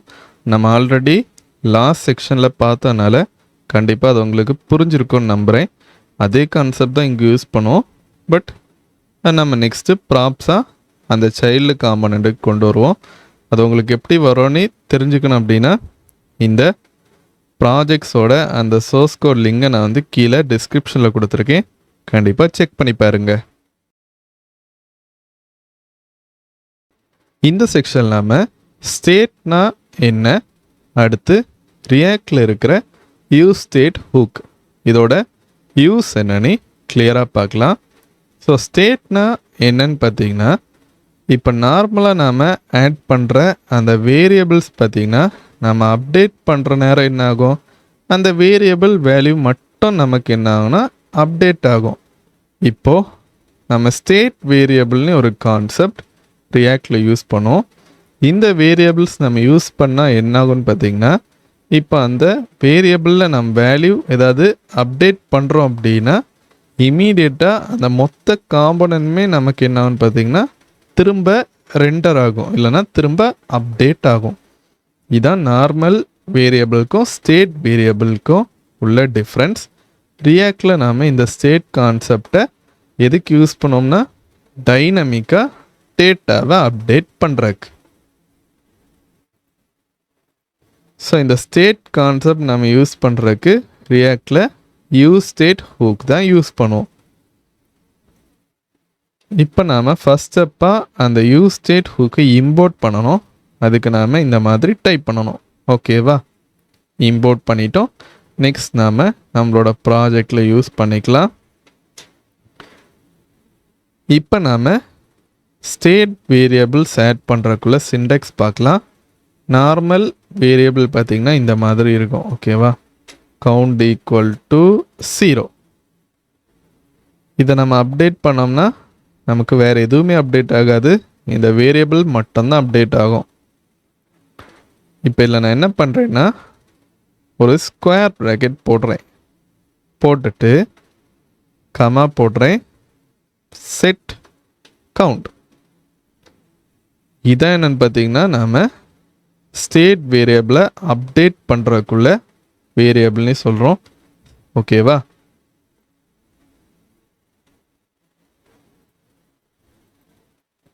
Next use state of 0. இதுக்கு நாம் இன்னொரு நேம் வச்சு கூட சொல்லலாம். அது என்னன்னு பார்த்தீங்கன்னா செட்டர் ஃபங்க்ஷன். இதை வச்சு தான் நம்ம வந்து செட் பண்ணுவோம். அதனால் அந்த மாதிரி சொல்கிறோம். இப்போ இதான் பார்த்தீங்கன்னா நம்மளோட கவுண்ட் வேல்யூ. இப்போ ஒரு வேளை இந்த வேல்யூவை நாம் அப்டேட் பண்ணணும் அப்படின்னா இந்த செட் கவுண்ட் செட்டர் ஃபங்க்ஷனை யூஸ் பண்ணுவோம். புரிஞ்சிருக்கோன்னு நம்புகிறேன். இப்போ இதுக்கு இனிஷியல் வேல்யூ பார்த்தீங்கன்னா 0. ஓகேவா? இப்போ நாம் அப்டேட் பண்ணணும். அதுக்கு என்ன பண்ணுறதுன்னு பார்க்கலாம். ஃபர்ஸ்ட் இதில் நான் என்ன பண்ணுறேன்னா h1 டேக்கில் அந்த கவுண்ட் வேல்யூ ஆட் பண்ணிக்கிறேன். இந்த மாதிரி இதுக்கு கீழே பட்டன். ஓகேவா? இப்போ நமக்கு என்ன ஆகணும்னு பார்த்தீங்கன்னா இந்த பட்டன் கிளிக் ஆகிற நேரம் அந்த கவுண்ட் வேல்யூ நமக்கு ஒன்று வந்து இன்க்ரீஸ் ஆகணும். சரி, இன்க்ரீஸ் பட்டன் இதை வச்சுக்கிறேன். ஓகேவா? ஸோ கிளிக் பண்ண உடனே இன்க்ரீஸ் ஆகிறதுக்கு நாம் ஆன் கிளிக் ஃபங்க்ஷனாலிட்டி யூஸ் பண்ணிக்கலாம். இதான் அந்த ஃபங்க்ஷன். இதில் நாம் இந்த மாதிரி ஒரு ப்ராக்கெட் போட்டு ஆரோ ஃபங்க்ஷன் யூஸ் பண்ணுறோம். நெக்ஸ்ட் என்ன பண்ணுறோன்னு பார்த்தீங்கன்னா செட் கவுண்ட் ஆஃப், ஓகேவா, கவுண்ட் +1. அவ்வளோதான். இந்த பட்டன் ஒவ்வொரு வாட்டி கிளிக் பண்ணுற நேரமும் இந்த கவுண்ட் வேல்யூ நமக்கு 1 இன்க்ரீஸ் ஆகும். அது எங்கே ஸ்டோர் ஆகும்னு பார்த்தீங்கன்னா இந்த செட் கவுண்ட் ஃபங்க்ஷன் மூலமாக இந்த வேரியபிள்குள்ளே போய் ஸ்டோர் ஆகும். செக் பண்ணி பார்ப்போம் இது ஒர்க் ஆகுதானே. இருக்குதா? கிளிக் பண்ணுறேன். பாருங்க, பர்ஃபெக்டாக நமக்கு ஒர்க் ஆகுது. ஸோ நான் சொல்லியிருந்தேன் இப்போ இதை கிளிக் பண்ணுற நேரம் ஒவ்வொரு வாட்டியும் அந்த காம்பனண்ட் ரீரெண்டர் இல்லைன்னா அப்டேட் ஆகும் அப்படின்னு சொல்லியிருப்பேன். கரெக்டாக? அதை செக் பண்ணுறதுக்கு ஒரு வழி இருக்குது. இதில் நாம் கன்சோல் லாக் போட்டு காம்பனண்ட் ரீரெண்டர் இந்த மாதிரி கொடுக்கலாம். அப்போ ஒவ்வொரு வாட்டி கிளிக் பண்ணுற நேரமும் இது நமக்கு ஒர்க் ஆகணும். ஒர்க் ஆச்சுது அப்படின்னா ஒவ்வொரு வாட்டியும் அப்டேட் ஆகுதுன்னு அர்த்தம். செக் பண்ணிடலாம். இப்போது இன்ஸ்பெக்ட் கொடுக்குறேன். கன்சோல் லாகில் தெரியும். ஓகேவா? ரீஃப்ரெஷ் பண்ணுறேன்.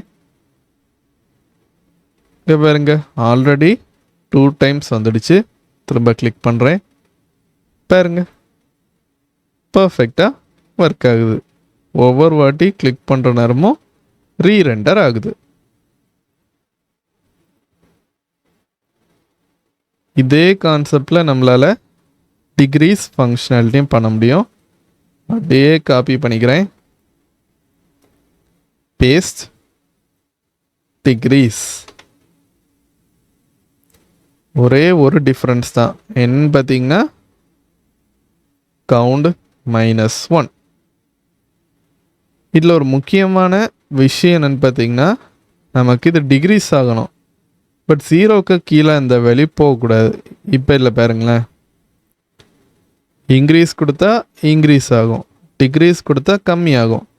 பட் 0க்கு கீழே போகுது பாருங்க. ஒருவேளை நமக்கு அந்த மாதிரி போகக்கூடாது அப்படின்னா நம்ம என்ன பண்ணலாம், இதில் ஒரு இஃப் ஸ்டேட்மெண்ட் போடலாம். எப்படின்னு இப்போ நம்ம பார்க்கலாம். இதில் என்ன பண்ணுறேன்னா இந்த மாதிரி ப்ராக்கெட் போட்டுக்கிறேன். ஓகேவா? அந்த இஃப் ஸ்டேட்மெண்ட்காக போட்டுட்டு if count which is greater than 0 0வாக இருந்துச்சுன்னா மட்டும் என்ன பண்ணணும், இந்த செட் கவுண்ட் செட்டர் ஃபங்க்ஷன் நமக்கு ஒர்க் ஆகணும். அந்த மாதிரி ஆட் பண்ணிக்கிறேன். அவ்வளோதான். இப்போ செக் பண்ணி பார்ப்போம். கவுண்ட் 0க்கு மேலே இருந்தால் தான் நமக்கு இந்த டிகிரீஸ் ஃபங்க்ஷனாலிட்டி ஒர்க் ஆகும். ஓகேவா?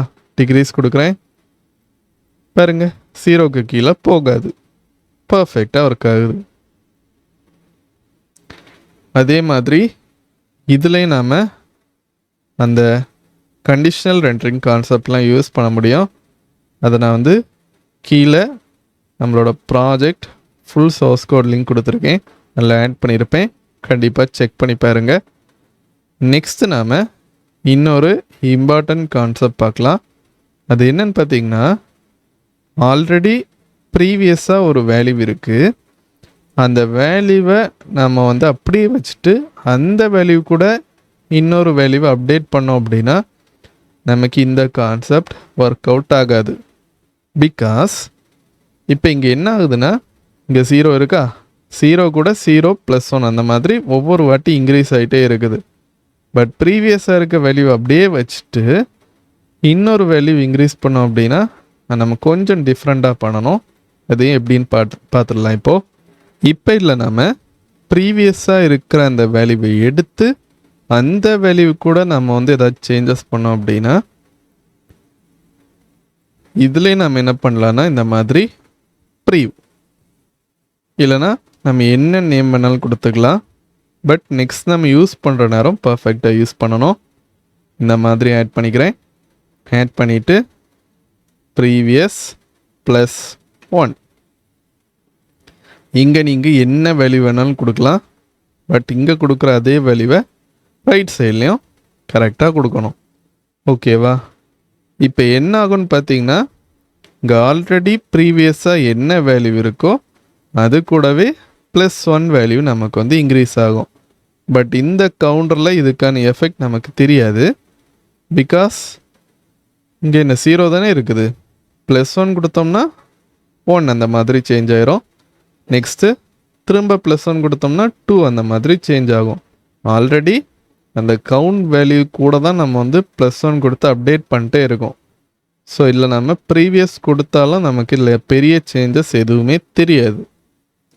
இப்போ இல்லை பாருங்களேன், ஆல்ரெடி ப்ரீவியஸ் வேல்யூ 0 இருக்குது, அது கூட தானே 1 கொடுக்குறோம்.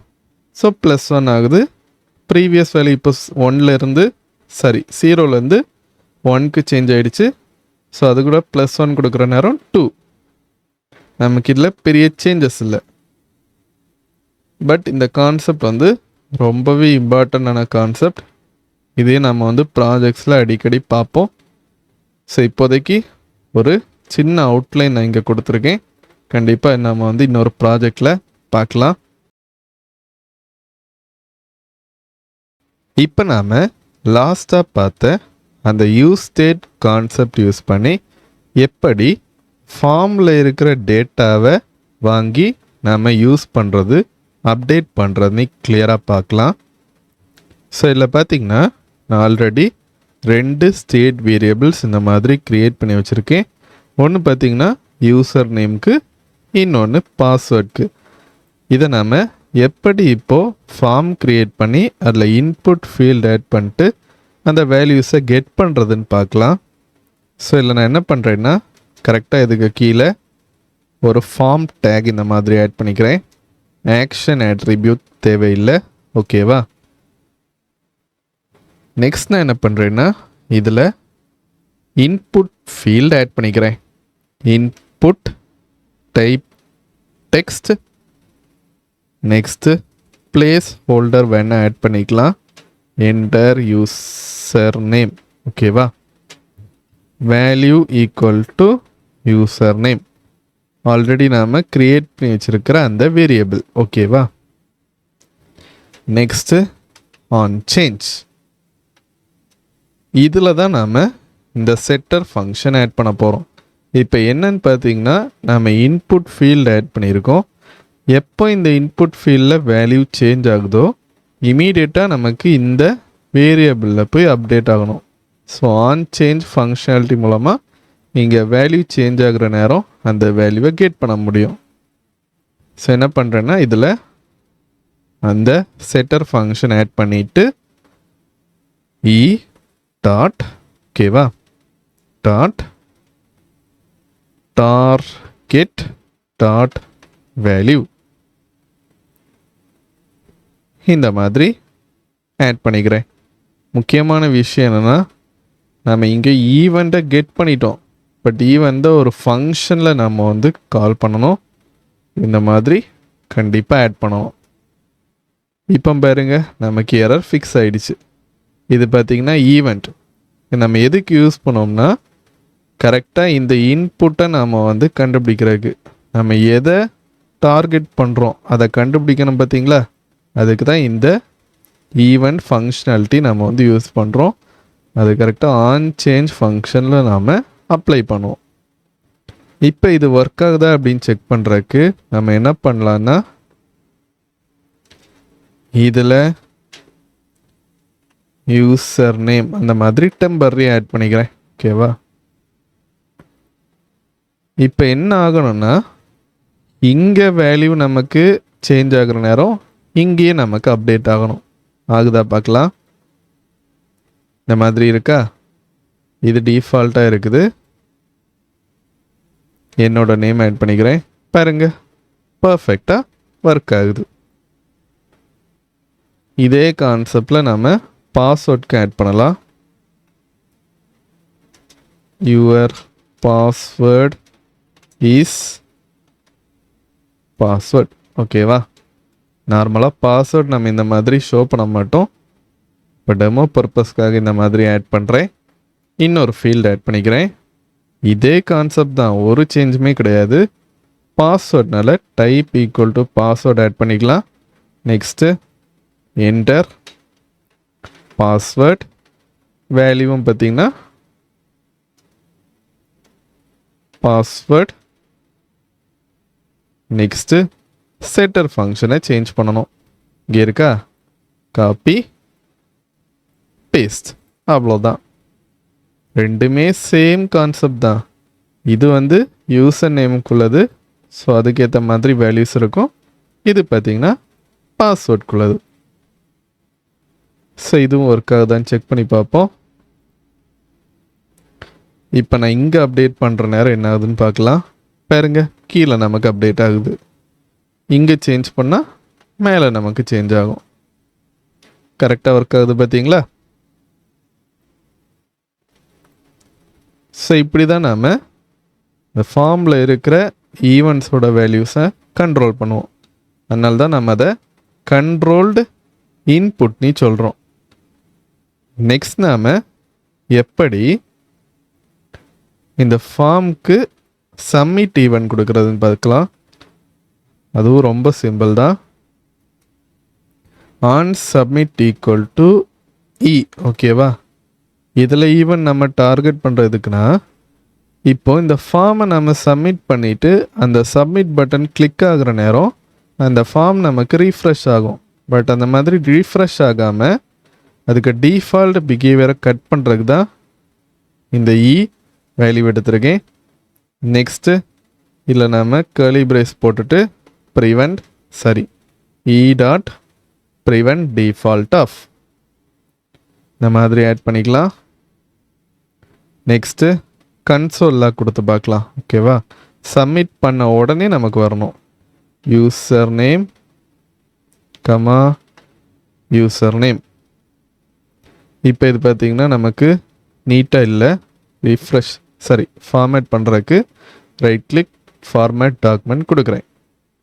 இப்போ பாருங்க நீட்டாக நமக்கு டிஸ்பிளே ஆகுது. Console lock password. இங்கே நாம் பாஸ்வேர்ட் இந்த மாதிரி கொடுத்துக்கலாம். முக்கியமான விஷயம் என்னென்னா நம்ம ஃபார்மை சப்மிட் பண்ண உடனே டேட்டா நமக்கு ரிமூவ் ஆயிடணும். கரெக்டாக.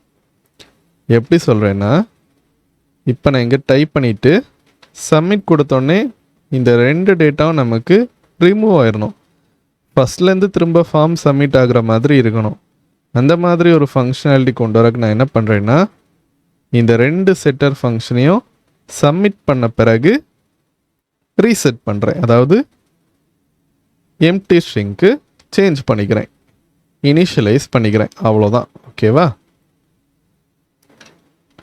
இப்போ எல்லாமே நம்ம ஆட் பண்ணிட்டோம். பட் சப்மிட் பட்டன் நம்ம ஆட் பண்ணல. கரெக்டாக? அதை ஆட் பண்ணிக்கலாம். Button type equal to submit, because இது ஒரு சப்மிட் பட்டன். சப்மிட். இப்போ என்ன ஆகணும்னு பார்த்தீங்கன்னா, நம்ம சப்மிட் பண்ண உடனே யூசர் நேம் பாஸ்வேர்ட் ரிமூவ் ஆயிடணும். அதே நேரத்தில் கன்சோல் லாகில் அந்த 2ம் நமக்கு தெரியணும். இப்போ இது ஒர்க் ஆகுதான்னு பார்ப்போம்.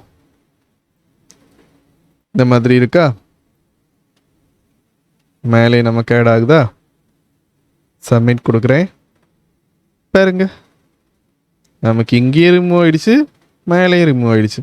பிகாஸ் நம்ம அந்த ஸ்டேட் வேரியபிளை மொத்தமாக ரீசெட் பண்ணிட்டோம், டேட்டாவை இனிஷியலைஸ் பண்ணிட்டோம். ஸோ இங்கேயே நமக்கு ரிமூவ் ஆயிரும். கன்சோலில் இருக்கான்னு செக் பண்ணுவோம். பாருங்க, பர்ஃபெக்டாக ஆட் ஆகி இருக்குது. ஸோ இப்படி தான் நாம் ஈவெண்ட்ஸ் எடுத்தது ஃபார்ம்ஸை கண்ட்ரோல் பண்ணுவோம். யூஸ் ஸ்டேட் ஹூக் இந்த இடத்துல ரொம்பவே ஹெல்ப்ஃபுல்லாக இருக்கும். இப்போ நாம் இந்த சப்மிட் பட்டனுக்கு ஒரு சின்ன வேலிடேஷன் ஆட் பண்ண போகிறோம். அதாவது இந்த யூசர் நேம் அடுத்து பாஸ்வேர்ட் ஃபீல்டில் டேட்டா எதுவுமே இல்லை அப்படின்னா நமக்கு இந்த பட்டன் ஒர்க் ஆகக்கூடாது. அது எப்படின்னு பார்க்கலாம். அதுக்கு நம்ம டிசேபிள்டு இந்த அட்ரிபியூட் யூஸ் பண்ண போகிறோம். நார்மலாக டிசேபிள்டு ட்ரூவாக இருந்துச்சுன்னா இந்த பட்டன் நமக்கு ஒர்க் ஆகாது. இப்போ இல்லை பாருங்களேன், தெரியுதா? ஒர்க் ஆகலை. இப்போ நம்ம இதை எப்படி போட போகிறோம்னு பார்த்தீங்கன்னா, டிசேபிள்டு ஈக்குவல் டு இது எப்போ ட்ரூ ஆகணும் அப்படின்னா, யூசர் நேமில் வேல்யூ இல்லைன்னா ஆர் பாஸ்வேர்டில் வேல்யூ இல்லைன்னா, இந்த 2ல் ஏதாவது ஒன்றில் வேல்யூ இல்லைன்னா கூட நமக்கு என்ன பார்த்தீங்கன்னா அது வந்து சப்மிட் பட்டன் ஒர்க் ஆகாது. பார்த்தீங்களா? ஒர்க் ஆகலை. பாருங்க, 2லேயுமே டேட்டா இருந்தால் தான் நமக்கு சப்மிட் பட்டன் ஒர்க் ஆகும். பர்ஃபெக்டாக ஒர்க் ஆகுதா? ஓகே, என்ன கொடுத்துருக்கோம்? யூசர் நேமும் இல்லை, பாஸ்வேர்டும் இல்லை அப்படின்னா சப்மிட் பட்டன் ஒர்க் ஆகாது, டிசேபிள் ட்ரூ ஆயிரும். 2மே இருந்துச்சு அப்படின்னா நமக்கு வந்து சப்மிட் பட்டன் ஒர்க் ஆகும். இந்த செக்ஷன் நம்ம ரியாக்டில் இருக்கிற இன்னொரு முக்கியமான ஹூக் பற்றி பார்க்கலாம். அது என்னன்னு பார்த்தீங்கன்னா, யூஸ் எஃபெக்ட் ஹூக். நம்ம எதுக்கு யூஸ் பண்ணோம்னா, நம்மளோட ப்ராஜெக்ட்ஸில் சைடு எஃபெக்ட்ஸை ஹேண்டில் பண்ணுறதுக்கு. சைடு எஃபெக்ட்னா என்னன்னு பார்த்தீங்கன்னா, இப்போ நம்மளோட ப்ராஜெக்டில் ஏதாவது டேட்டா வெளியிருந்து ஃபெச் பண்ணணும், இல்லைன்னா டைரெக்டாக டாம் எலமெண்ட்ஸை அப்டேட் பண்ணணும், அந்த மாதிரி ஏதாவது சிச்சுவேஷன் வர நேரம் இந்த யூஸ் எஃபெக்ட் ஹூக்கை நம்ம வந்து யூஸ் பண்ணுவோம். இதை யூஸ் பண்ணுற நேரம் நம்மளால் என்ன பண்ண முடியும்னு பார்த்தீங்கன்னா, இந்த ரியாக்டில் கண்டினியூஸாக ரெண்டர் ஆகிட்டு இருக்கிற அந்த ப்ராசஸை வந்து ஸ்டாப் பண்ண முடியும். ஒரு வாட்டி நம்ம வந்து ரெண்டர் பண்ணுறத முடிச்சிடலாம். புரியுதா? இப்போ நாம் ஒரு எக்ஸாம்பிள் பார்க்கலாம். Use effect. ஓகேவா? இந்த மாதிரி தான் நாம் யூஸ் எஃபெக்ட் ஹூக் ஆட் பண்ணுவோம். Console log of component mounted. இப்போ இது பார்த்திங்கன்னா நமக்கு ஒரே ஒரு வாட்டி தான் ரெண்டர் ஆகும். பட் நம்மளோட அவுட்புட்டில் இப்போ பாருங்களேன், 2 டைம்ஸ் வந்துருக்கு. கரெக்டாக? இது இந்த மாதிரி வந்திருக்கான ரீசன் என்னென்னு பார்த்தீங்கன்னா, நம்மளோட ரியாக்டில் ஸ்ட்ரிக்ட் மோட் ஆட் ஆகி இருக்குது. இதை ரிமூவ் பண்ணிட்டா நமக்கு போயிடும். இப்போ பாருங்க, 1 டைம் தானே வருது. ஸோ இதான் யூஸ் எஃபெக்ட் ஹூக்கோட மெயின் யூஸ். நம்ம இதில் ஆட் பண்ணுறது ஒரே ஒரு வாட்டி தான் நமக்கு ரெண்டர் ஆகும். நெக்ஸ்ட்டு இதில் நாம் டிபெண்டன்சி அரேன்னு ஒரு கான்செப்ட் யூஸ் பண்ணுவோம். அது எதுக்குன்னு பார்த்தீங்கன்னா, நம்மளோட அந்த ரெண்டரிங் ப்ராசஸ் வந்து எந்த வேரியபிளை டிபெண்ட் பண்ணியிருக்கோமோ நம்மளால் அதை செட் பண்ண முடியும். இப்போ அந்த வேரியபிளில் ஏதாவது அப்டேஷன் நடந்துச்சு அப்படின்னா இதுக்குள்ளே இருக்கிற இந்த லாஜிக் நமக்கு திரும்ப ரெண்டர் ஆகும். இதுதான் கான்செப்ட். இதுக்கு ஒரு எக்ஸாம்பிள் பார்க்கலாம். இப்போ ஒருவேளை நம்ம எந்த ஒரு வேரியபிள்ஸுமே ஆட் பண்ண போகிறதில்ல, நமக்கு இது வந்து ஒரு வாட்டி ரன் ஆகுனா போதும் அப்படின்னா இதில் நாம் இந்த ஸ்கொயர் ப்ராக்கெட்டோட முடிச்சிடலாம். ஓகேவா? இப்போ இது பார்த்திங்கன்னா நமக்கு ஒரு வாட்டி தான் ரன் ஆகும். டிஃபால்ட்டாகவே அப்படி தான் இருக்கும். 2 வாட்டி வரக்கான ரீசன் ஸ்ட்ரிக்ட் மோட் நம்ம ஆட் பண்ணியிருக்கோம். ஓகேவா? இதுக்கு ஒரு பெஸ்ட் எக்ஸாம்பிள் இப்போ பார்க்கலாம். Const count set count equal to use state of 0. ஓகேவா? இந்த மாதிரி வச்சுக்கிறேன். வச்சுட்டு இந்த கவுண்ட் வேரியபிளை நான் வந்து டிபெண்டன்சி அரேயில் போடுறேன். எப்போ அந்த வேல்யூ நமக்கு சேஞ்ச் ஆகுதோ கீழே இருக்கிற இந்த காம்போனன்ட் மவுண்டட் நமக்கு திரும்ப ரெண்டர் ஆகும். அப்போ இதில் என்ன பண்ணுறேன்னா ஒரு பட்டன் ஆட் பண்ணிக்கிறேன். ஓகேவா? Button change on click equal to set count of count plus 1. இப்போ என்ன ஆகுது? கவுண்ட் வேரியபிள் நமக்கு சேஞ்ச் ஆகுது. ப்ராக்கெட் போடணும், மறக்கக்கூடாது, பிகாஸ் இது ஒரு ஃபங்க்ஷன். ஓகேவா? இந்த மாதிரி ஆட் பண்ணிக்கிறேன். இப்போ என்ன ஆகணும்னா ஸ்டார்டிங்கில் நமக்கு 2 times காம்போனன்ட் மவுண்டட் வரணும். நெக்ஸ்ட்டு இந்த பட்டன் கிளிக் ஆகிற நேரம் திரும்ப நமக்கு இந்த ஃபங்க்ஷன் ரன் ஆகி இன்னொரு கன்சோல் லாக் வரணும். ஒர்க் ஆகுதா பார்ப்போம். 2 times இருக்கா? இதை கிளிக் பண்ணுறேன். பாருங்க, பர்ஃபெக்டாக அந்த கவுண்ட் வேரியபிளை டிபெண்ட் பண்ணி ஒர்க் ஆகுது. ஸோ இதுக்கு தான் நம்ம அந்த டிபெண்டன்சி அரே யூஸ் பண்ணுவோம். இந்த யூஸ் எஃபெக்டில் பார்த்திங்கன்னா நம்ம க்ளீனப் ஃபங்க்ஷன்னே ஒரு கான்செப்ட் யூஸ் பண்ணுவோம். நம்ம எதுக்கு யூஸ் பண்ணுவோம் பார்த்திங்கன்னா, இப்போது ஒரு டைமர் நாம் இந்த யூஸ் எஃபெக்ட் ஹுக்கில் ஆட் பண்ணுறோம் வச்சுங்களேன். Best example set time out function. அது நம்ம ஆட் பண்ணுறோம் வச்சுங்களேன். அதை ஆட் பண்ணிவிட்டு நாம் அதில் கிளியர் இன்டர்வல் அந்த ஃபங்க்ஷன் போடலை அப்படின்னா அது ஒவ்வொரு வாட்டியுமே அப்படியே கண்டினியூஸாக ரன் ஆகிட்டே இருக்கும். ஓகேவா? அது வந்து நான் ஸ்டாப்பாக ரன் ஆகிட்டே இருக்கும். அந்த மாதிரி ஒரு சுச்சுவேஷனில் நம்ம அந்த கிளியர் இன்டர்வல் ஃபங்க்ஷன் கண்டிப்பாக யூஸ் பண்ணணும். எதுக்கு? டைமரை ஸ்டாப் பண்ணுறதுக்கு. அப்போ நாம் என்ன பண்ணணும்னா யூஸ் எஃபெக்டில் இந்த க்ளீனப் ஃபங்க்ஷனாலிட்டி யூஸ் பண்ணணும். ரிட்டர்ன் த சிண்டெக்ஸ் போட்டுட்டு இதில் நாம் கிளியர் இன்டர்வல் ஆஃப் அந்த ஃபங்க்ஷன் ஆட் பண்ணோம்னா நமக்கு அந்த டைமர் அப்படியே ஸ்டாப் ஆயிரும். இதான் கான்செப்ட். இந்த செக்ஷனில் நாம் எப்படி ஏபிஐ டேட்டாவை ரியாக்டில் ஃபெச் பண்ணுறதுன்னு பார்க்கலாம். ஸோ நம்ம லாஸ்ட் செக்ஷனில் பார்த்த யூஸ் எஃபெக்ட் ஹூக் தான் அதுக்கு யூஸ் பண்ணுவோம், டேட்டா ஃபெச் பண்ணுறதுக்கு. ஓகேவா? இந்த மாதிரி ஆட் பண்ணிக்கிறேன். இங்கே நாம் கொஞ்சம் யூஸ் ஸ்டேட் ஹூக்கும் ஆட் பண்ணிக்கலாம் அந்த டேட்டாவை ஸ்டோர் பண்ணுறக்கு. ஓகேவா? Post comma set post equal to use state of empty string. நம்ம என்ன பண்ணுவோம்னா டேட்டாவை ஒரு ஏபிஐ மூலமாக ஃபெச் பண்ணிவிட்டு நேராக இந்த போஸ்ட்டில் கொண்டு போய் ஸ்டோர் பண்ணிடுவோம். Loading set loading. ஓகேவா? ஸ்டார்டிங்கில் லோடிங் நமக்கு ட்ரூவாக இருக்கும். எப்போ டேட்டா வருதோ இமீடியட்டாக ஃபால்ஸ்க்கு சேஞ்ச் ஆயிரும். True const error comma set error equal to use state of null.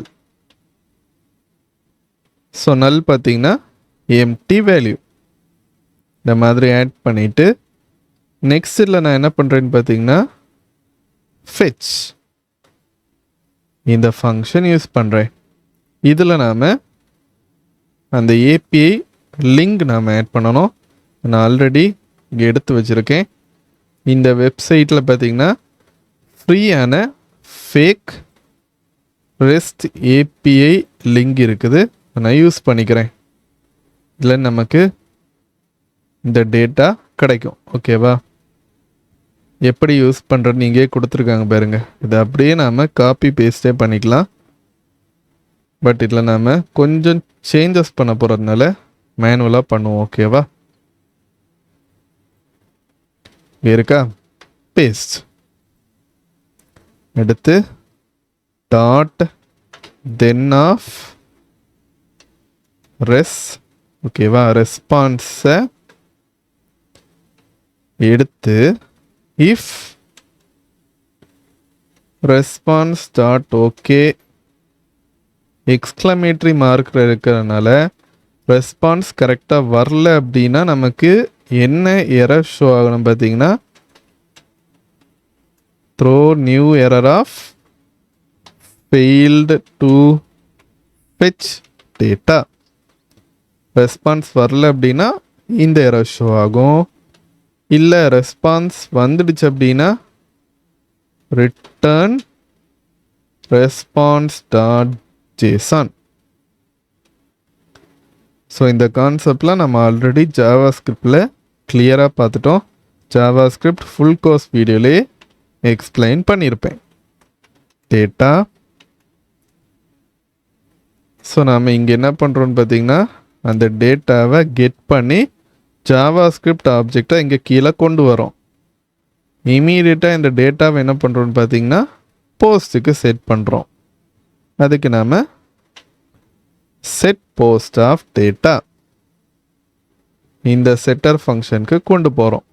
அது பார்த்திங்கன்னா இந்த வேரியபிளில் போய் ஸ்டோர் ஆயிரும். நெக்ஸ்ட்டு டேட்டா வந்ததுனால செட் லோடிங் ஃபால்ஸ். ஓகேவா? இது டேட்டா பர்ஃபெக்டாக வந்த பிறகு இப்போது ஏதாவது எரர் ஷோ ஆச்சு அப்படின்னா நமக்கு அது என்ன எரர்னு தெரியணும். கரெக்டாக? அதுக்கு நாம் டாட் கேட்ச் எரர் இது பார்த்திங்கன்னா கம்பல்சரியாக நம்ம ஆட் பண்ணுறது பெட்டர். பிகாஸ் இதை ஆட் பண்ணலன்னா ஒருவேளை இங்கே ஏதாவது இஷ்யூ வந்துச்சுன்னா என்ன இஷ்யூன்னு நமக்கு தெரியாது. அதுக்காக தான் டாட் கேட்ச் யூஸ் பண்ணிக்கிறேன். Set error of error dot message set loading false. இதில் பார்த்திங்கன்னா நமக்கு டேட்டா வந்த பிறகு செட் லோடிங் ஃபால்ஸ்க்கு சேஞ்ச் பண்ணிட்டோம். அதே மாதிரி டேட்டா வரதில் ஏதாவது எரர்னு தெரிஞ்ச பிறகும் அதை நம்ம ஃபால்ஸ்க்கு சேஞ்ச் பண்ணிடலாம். பிகாஸ் எரர் வந்த பிறகு நம்ம அதை லோட் பண்ணி வேஸ்ட்டு. கரெக்டாக? நமக்கு எரர் வர நேரம் டேட்டா லோட் பண்ண முடியாது. அதனால் எரர் வந்தாலும் செட் லோடிங்கை ஃபால்ஸ்க்கு சேஞ்ச் பண்ணிக்கலாம். நாம் ஃபெச் பண்ணவே இல்லைனா மட்டும்தான் செட் லோடிங் ட்ரூவில் இருக்கும். ஓகேவா? அவ்வளோதான். இப்போ நம்ம டேட்டாவை போஸ்ட் வேரியபிளில் ஸ்டோர் பண்ணிட்டோம். நம்ம கீழே ரெண்டர் பண்ணி பார்க்கலாம். ஓகேவா? ஃபஸ்ட் ஸ்டெப்பாக நாம் லோடிங் ட்ரூவாக இருந்துச்சுன்னா மட்டும்தான் நமக்கு என்ன ஆகணும், அந்த லோடிங் ஸ்க்ரீனில் நமக்கு தெரியணும். ஸோ இங்கே நான் என்ன பண்ணுறேன்னா லோடிங் இந்த மாதிரி டெக்ஸ்ட் ஆட் பண்ணிக்கிறேன். நெக்ஸ்ட்டு எப்போ வரணும், லோடிங் வேரியபிள் ட்ரூவாக இருந்தால் மட்டும்தான். ஸோ இல்லைனா கண்டிஷ்னல் ரெண்டரிங்னு ஒரு கான்செப்ட் யூஸ் பண்ணுறேன். இதுக்கான மீனிங் என்னென்னா இந்த லெஃப்ட் சைடில் இருக்கிறது ட்ரூவானால் மட்டும்தான் ரைட் சைடில் இருக்கிற நமக்கு வந்து ஒர்க் ஆகும். அவ்வளோதான். டெர்னரி ஆப்ரேட்டர் பார்த்திங்கன்னா நமக்கு இஃப் எல்ஸ் ஸ்டேட்மெண்ட் மாதிரி ஒர்க் ஆகும். பட் இது அப்படி கிடையாது. லெஃப்டில் இருக்கிற ஒர்க் ஆகுனா தான் ரைட் சைடில் இருக்கிறது ஒர்க் ஆகும். பி டேக் போட்டுக்கிறேன். போட்டுட்டு இதை அப்படியே காப்பி பண்ணி இங்கே பேஸ்ட் பண்ணுறேன். நெக்ஸ்ட்டு இதை அப்படியே திரும்ப காப்பி பண்ணி இங்கே பேஸ்ட் பண்ணிக்கிறேன். எரர் ட்ரூ ஆகுது. ஓகேவா? ஸ்டார்டிங்கில் பார்த்தீங்கன்னா நமக்கு இங்கே வேல்யூவே கிடையாது. அதில் ஏதாவது வேல்யூ வந்துச்சு அப்படின்னா நமக்கு அது ஸ்க்ரீனில் தெரியணும். அதுக்காக இதை ஆட் பண்ணுறேன். எப்போ இங்கே எரர் வேரியபிளில் வேல்யூ வரும்னு பார்த்தீங்கன்னா ஏதாவது எரர் மெசேஜ் வந்துச்சுன்னா இங்கே நமக்கு அப்டேட் ஆகும். அப்போ தெரியும். இல்லை நான் என்ன பண்ணுறேன்னா அந்த எரர் மெசேஜ் அப்படியே ஆட் பண்ணிக்கிறேன். ஸோ நம்ம ஜாவாஸ்கிரிப்ட் சின்டாக்ஸை இங்கே ஆட் பண்ணிக்கலாம். Curly brace. ஓகேவா? நெக்ஸ்ட்டு இதில் நம்ம நாட் லோடிங், அதே நேரத்தில் double and not error. Loading ஃபால்ஸில் இருக்குது, அதே நேரத்தில் எந்த ஒரு எரருமே இல்லை அப்படின்னா மட்டும்தான் இப்போ நம்ம ஆட் பண்ணுற இந்த கண்டிஷன் ஒர்க் ஆகும். இதில் நாம் யூஎல் டேக் போட்டு post dot slice of 0,5. So மொத்தமாக நமக்கு ஒரு 5 போஸ்ட் மட்டும் வந்தால் போதும். அதுக்காக தான் இது dot map of post bracket, mistake போடக்கூடாது, இந்த மாதிரி ஆட் பண்ணிக்கிறேன். ஓகேவா? நெக்ஸ்ட் இதில் நாம் இன்னொரு ப்ராக்கெட் போட்டுக்கலாம். கரெக்டாக இருக்குன்னு நினைக்கிறேன். ஒரு எல்ஐ டேக் போட்டு நம்ம ஆல்ரெடி மேப்பிங் கான்செப்ட் பார்த்தோம். கரெக்டாக? கண்டிப்பாக கீ இருக்கணும். அதான் யூனிக் வேல்யூ ஒவ்வொரு எலமெண்ட்ஸ்க்கும். நெக்ஸ்ட் இதில் நாம் போஸ்ட் டாட் டைட்டில் இந்த மாதிரி ஆட் பண்ணிக்கலாம். இல்லை நீ நோட்டீஸ் பண்ணிங்கன்னா ஒரு எரர் ஷோ ஆகுது. ஸோ நாம் ஏதோ ஒரு ப்ராக்கெட் மிஸ் பண்ணிட்டோம்னு நினைக்கிறேன். ஸோ இல்லை பாருங்களா, ஒரு ப்ராக்கெட்டை நான் வந்து மிஸ் பண்ணிட்டேன். இப்போ நமக்கு அது கரெக்ட் ஆகிடுச்சு. ஸோ இந்த ரியாக்டை பொறுத்தவரை நீங்கள் வந்து ப்ராக்கெட்ஸ்லாம் கரெக்டாக போடணும், இல்லைனா கண்டிப்பாக எரர் ஷோ ஆகும். இப்போ நமக்கு அந்த எல்லா போஸ்ட் டைட்டிலும் கண்டிப்பாக அவுட்புட்டில் ஷோ ஆகணும். ஒருவேளை இந்த டேட்டா பர்ஃபெக்டாக ஃபெச் ஆச்சுதுன்னா, இல்லை அப்படின்னா எரர் ஷோ ஆகும். செக் பண்ணி பார்ப்போம். பாருங்க, நீட்டாக நமக்கு டிஸ்பிளே ஆகுது. ஸ்டார்டிங்கில் பாருங்களேன், அந்த டேட்டா வர லேட் ஆகிற வரைக்கும் லோடிங் இருக்குது. தெரியுதா? ஸ்டார்டிங்கில் லோடிங்னு இருக்குது, நெக்ஸ்ட் தான் இந்த டேட்டா நமக்கு வருது. ஸோ கரெக்டாக நம்ம வந்து ஆட் பண்ணியிருக்கோம். ஸோ இது உங்களுக்கு புரிஞ்சிருக்கும்னு நினைக்கிறேன். லோடிங் ட்ரூ இருந்துச்சுன்னா லோடிங் டெக்ஸ்ட் வரும். எரர் எதாவது இருந்துச்சுன்னா அந்த எரர் டெக்ஸ்ட்டும் அவுட்புட்டில் ஷோ ஆகும். ஒருவேளை லோடிங் ஃபால்ஸில் இருக்குது, எரரும் ஃபால்ஸில் இருந்துச்சு அப்படின்னா அந்த போஸ்ட் டைட்டில் கண்டென்ட்ஸ் நமக்கு அவுட்புட்டில் டிஸ்பிளே ஆகும். ஸோ இப்படி தான் நம்ம ரியாக்டில் அந்த ஏபிஐ டேட்டாவை ஃபெச் பண்ணி யூஸ் பண்ணுவோம். இந்த லாஸ்ட் செக்ஷன் நம்ம ரியாக்ட் ரவுட்டரில் இருக்கிற பேசிக் கான்செப்ட்ஸ் என்னெல்லாம் இருக்கோ எல்லாமே பார்க்கலாம். இதை நம்ம எதுக்கு யூஸ் பண்ணுவோம் பார்த்தீங்கன்னா, இப்போ நம்மளோட வெப்சைட்டில் நேவ்பார் லிங்க்ஸ் இருக்குது. கரெக்டாக? அந்த நேவ்பார் லிங்க்ஸை நம்ம வந்து கிளிக் பண்ணுற நேரம் நெக்ஸ்ட் ஏதாவது பேஜுக்கு போகிறதுக்கு தான் யூஸ் பண்ணுவோம். பட் ரியாக்டில் பார்த்திங்கன்னா அந்த மாதிரி நம்ம போகிற நேரம் பேஜ் ரிஃப்ரெஷ்ஷே இருக்காது. டைரெக்டாக அதை கிளிக் பண்ணுற நேரம் பேஜ் ரிஃப்ரெஷ் இல்லாமல் ரொம்பவே ஃபாஸ்ட்டாக இன்னொரு பேஜுக்கு போயிடும். இந்த மாதிரி சிச்சுவேஷனில் தான் இந்த ரவுட்டிங் கான்செப்ட் யூஸ் பண்ணுவோம். அதுக்காக தான் ரியாக்ட் ரவுட்டர் யூஸ் பண்ணுறோம். ஸோ இந்த ரியாக்ட் ரவுட்டர் நம்மளோட ப்ராஜெக்டில் கண்டிப்பாக ஃபஸ்ட்டு இன்ஸ்டால் பண்ணணும். அப்போ தான் ஒர்க் ஆகும். ஓகேவா? நம்ம ரியாக்ட் இன்ஸ்டால் பண்ணிட்டாலே யூஸ் எஃபெக்ட், யூஸ் ஸ்டேட் ஹூக்லாம் யூஸ் பண்ண முடியும். பட் ரியாக்ட் ரவுட்டர் யூஸ் பண்ணணும் அப்படின்னா கண்டிப்பாக நம்ம அதை இன்ஸ்டால் பண்ணணும். ஃபஸ்ட் நான் என்ன பண்ணுறேன்னா, ஆல்ரெடி ரன் ஆகிட்டு இருக்கிற லோக்கல் ஹோஸ்ட்டை வந்து கட் பண்ணுறேன். Ctrl+C கிளியர் பண்ணிக்கிறேன் டெர்மினலை. இப்போ நான் என்ன பண்ணுறேன்னா, ஆல்ரெடி ஆட் பண்ணி வச்சுருந்தேன். ஸோ இங்கே இருக்குது பாருங்க, npm install react router DOM. இந்த பேக்கேஜை இன்ஸ்டால் பண்ணணும். ஸோ நான் ஆல்ரெடி இன்ஸ்டால் பண்ணிட்டேன், திரும்ப இன்ஸ்டால் பண்ணுறேன். ஓகேவா? இன்ஸ்டால் ஆகிட்டு இருக்குது. இது பார்த்திங்கன்னா கொஞ்சம் டைம் ஆகும். இப்போ நமக்கு இன்ஸ்டால் ஆகிடுச்சு. ஓகேவா? நெக்ஸ்ட் ஸ்டெப்பாக நம்ம என்ன பண்ணணும்னு பார்த்தீங்கன்னா, ஃபஸ்ட்டு இந்த main.jsx ஃபைலுக்கு போகணும். போயிட்டு இதில் ப்ரௌசர் ரவுட்டரை இம்போர்ட் பண்ணணும். இம்போர்ட் பண்ணிவிட்டு கரெக்டாக ஸ்ட்ரிக்ட் மோட் இருக்கா, இதுக்கு மேலே ப்ரௌசர் ரவுட்டர். இது பார்த்திங்கன்னா ஸ்டார்டிங் எண்டிங் 2 டேக்ஸுமே இருக்கும். கட் பண்ணி இங்கே பேஸ்ட் பண்ணணும். இந்த மாதிரி main.jsx ஃபைலில் பண்ணிக்கலாம். ஓகேவா? இதுக்குள்ளே தான் இந்த ஆப் காம்போனன்ட் இருக்குது. இதை முடிச்சுட்டு நெக்ஸ்ட் நாம் எல்லாமே app.jsx ஃபைலில் பண்ணுவோம். இப்போ இல்லை, நாம் நிறைய இம்போர்ட் பண்ண வேண்டியிருக்கு. என்னெல்லாம் பார்க்கலாம். First routes. இது பார்த்திங்கன்னா ரியாக்ட் ரவுட்டர் டாம்லேருந்து வருது. Next route comma link. இவ்வளோ நாம் வந்து இம்போர்ட் பண்ணணும். From React router DOM. நெக்ஸ்ட்டு நாம் ஒவ்வொரு காம்போனன்ட்ஸை இப்போ க்ரியேட் பண்ணலாம். இதை நீங்கள் தனித்தனி ஃபைலாக கூட க்ரியேட் பண்ணிக்கலாம். நான் ஆல்ரெடி அதை எப்படி பண்ணணும்னு எக்ஸ்பிளைன் பண்ணிட்டேன் உங்களுக்கு.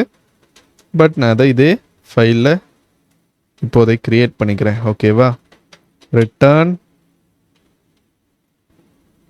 Home page. இதே மாதிரி இன்னொரு 2 பேஜஸ் க்ரியேட் பண்ணிக்கிறேன். ஓகேவா?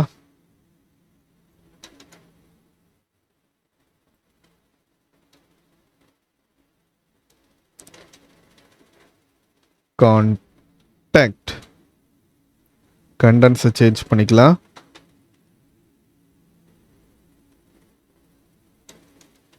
அபவுட். ஓகேவா? இப்போ என்ன ஆகணும்னு பார்த்தீங்கன்னா, இந்த ஆப்பில் இருக்கிற அந்த லிங்கை கிளிக் பண்ணுற நேரம் இந்த பேஜஸ்க்கு போகணும். அந்த மாதிரி ஆட் பண்ண போகிறேன். எப்படின்னு இப்போ பார்க்கலாம். ஃபர்ஸ்ட் நம்ம இந்த டியூக்குள்ளாடி ஒரு nav டேக் ஆட் பண்ணிக்கலாம். இந்த மாதிரி. ஓகேவா? லிங்க். இது பார்த்திங்கன்னா நம்மளோட ரவுட்டர் டாம்லேருந்து வருது. இதை ரிமூவ் பண்ணிக்கிறேன். லிங்க். இதில் நாம் 2 ஆட் பண்ணணும். 2 equal to empty string. Correct தானே? எம்டி ஸ்ட்ரிங் அடுத்து ஸோ இதில் பார்த்தீங்கன்னா இந்த மாதிரி இருக்கணும். ஹோம். இந்த லிங்கோட டெக்ஸ்ட் நம்ம பார்த்தீங்கன்னா ஹோம். ஓகேவா? நெக்ஸ்ட்டு இதில் நாம்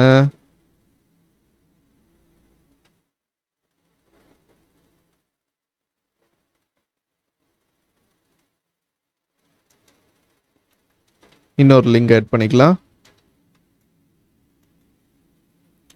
2 ஈக்குவல் டு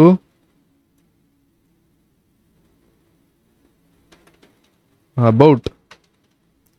அதே மாதிரி லாஸ்ட்டாக நாம்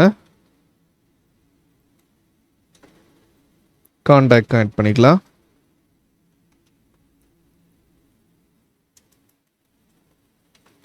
காண்டாக்ட். ஸோ இதை கிளிக் பண்ணால் இந்த பேஜஸ்க்கு போகும். அந்த மாதிரி ஆட் பண்ணிக்கிறேன். நெக்ஸ்ட் இதுக்கு கீழே பார்த்தீங்கன்னா ரவுட்ஸ் இந்த மாதிரி எலமெண்ட் ஆட் பண்ணிக்கலாம். இங்கே மேலே இருக்கிறது மட்டும்தான் நமக்கு அவுட்புட்டில் தெரியும், கீழே இருக்கிறது தெரியாது. ரவுட் பாத் ஈக்குவல் டு இந்த மாதிரி ஆட் பண்ணிக்கிறேன். எலமெண்ட் ஈக்குவல் டு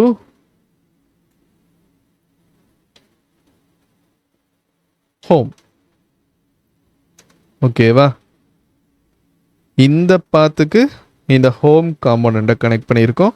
அதே மாதிரி ஒவ்வொரு பாத்துக்கும் நாம் காம்போனண்ட்ஸை கனெக்ட் பண்ணணும். அவ்வளோதான், simple. About contact.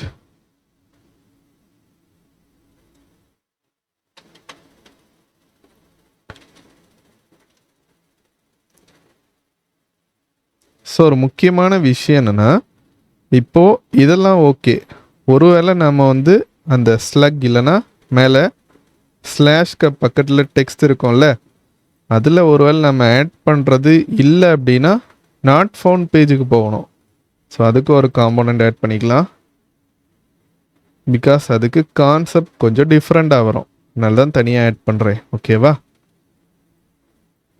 Not found, sorry, not found page. So இதில் நாம் காப்பி பண்ணி பேஸ்ட் பண்ணிக்கலாம். இதில் பாத் பார்த்திங்கன்னா ஸ்டார் ஆட் பண்ணணும்.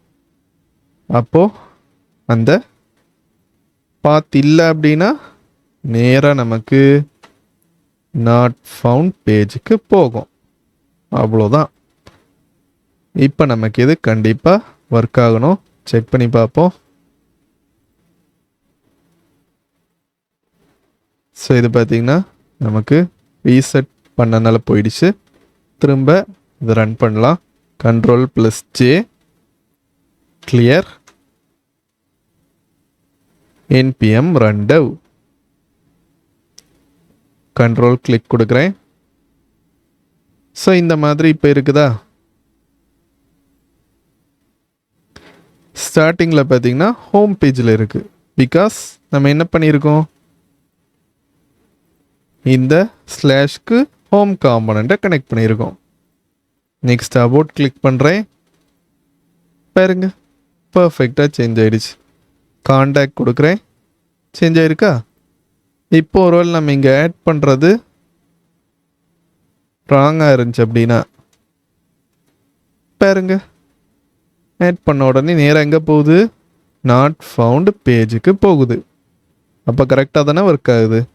இல்லை நீ நோட்டீஸ் பண்ணிங்கன்னா எல்லா பேஜ்லேயும் இந்த நேபர் இருக்கும். பிகாஸ் நம்ம என்ன பண்ணியிருக்கோம், இந்த நேபருக்கு கீழே தான் இந்த ரவுட்ஸ் எல்லாம் இந்த மாதிரி ஆட் பண்ணியிருக்கோம். ஸோ எல்லா பேஜ்லேயுமே கண்டிப்பாக இருக்கும். நம்ம ரிமூவ் பண்ணுறதுக்கு தனியாக ஒரு நேபர் காம்போனண்ட் ஆட் பண்ணி ஒவ்வொரு பேஜஸ்லையாக போட்டு வைக்கணும். இப்போ நம்ம ஆப் பேஜில் இந்த மாதிரி ஆட் பண்ணனால எல்லா காம்போனன்ட்ஸ்லேயும் நமக்கு டிஸ்பிளே ஆகும். ஸோ இப்படி தான் நாம் ரியாக்டில் ரவுட்டிங் கான்செப்ட் யூஸ் பண்ணுவோம். ஓகே கைஸ், இந்த கோர்ஸை நாம் இதோட கம்ப்ளீட் பண்ணலாம். இந்த கோர்ஸ் உங்களுக்கு கண்டிப்பாக யூஸ்ஃபுல்லாக இருந்திருக்கும்னு நம்புகிறேன். இல்லை ஏதாவது டவுட் இருந்துச்சு அப்படின்னா கீழே இருக்கிற கமெண்ட் செக்ஷனில் கமெண்ட் பண்ணுங்கள்.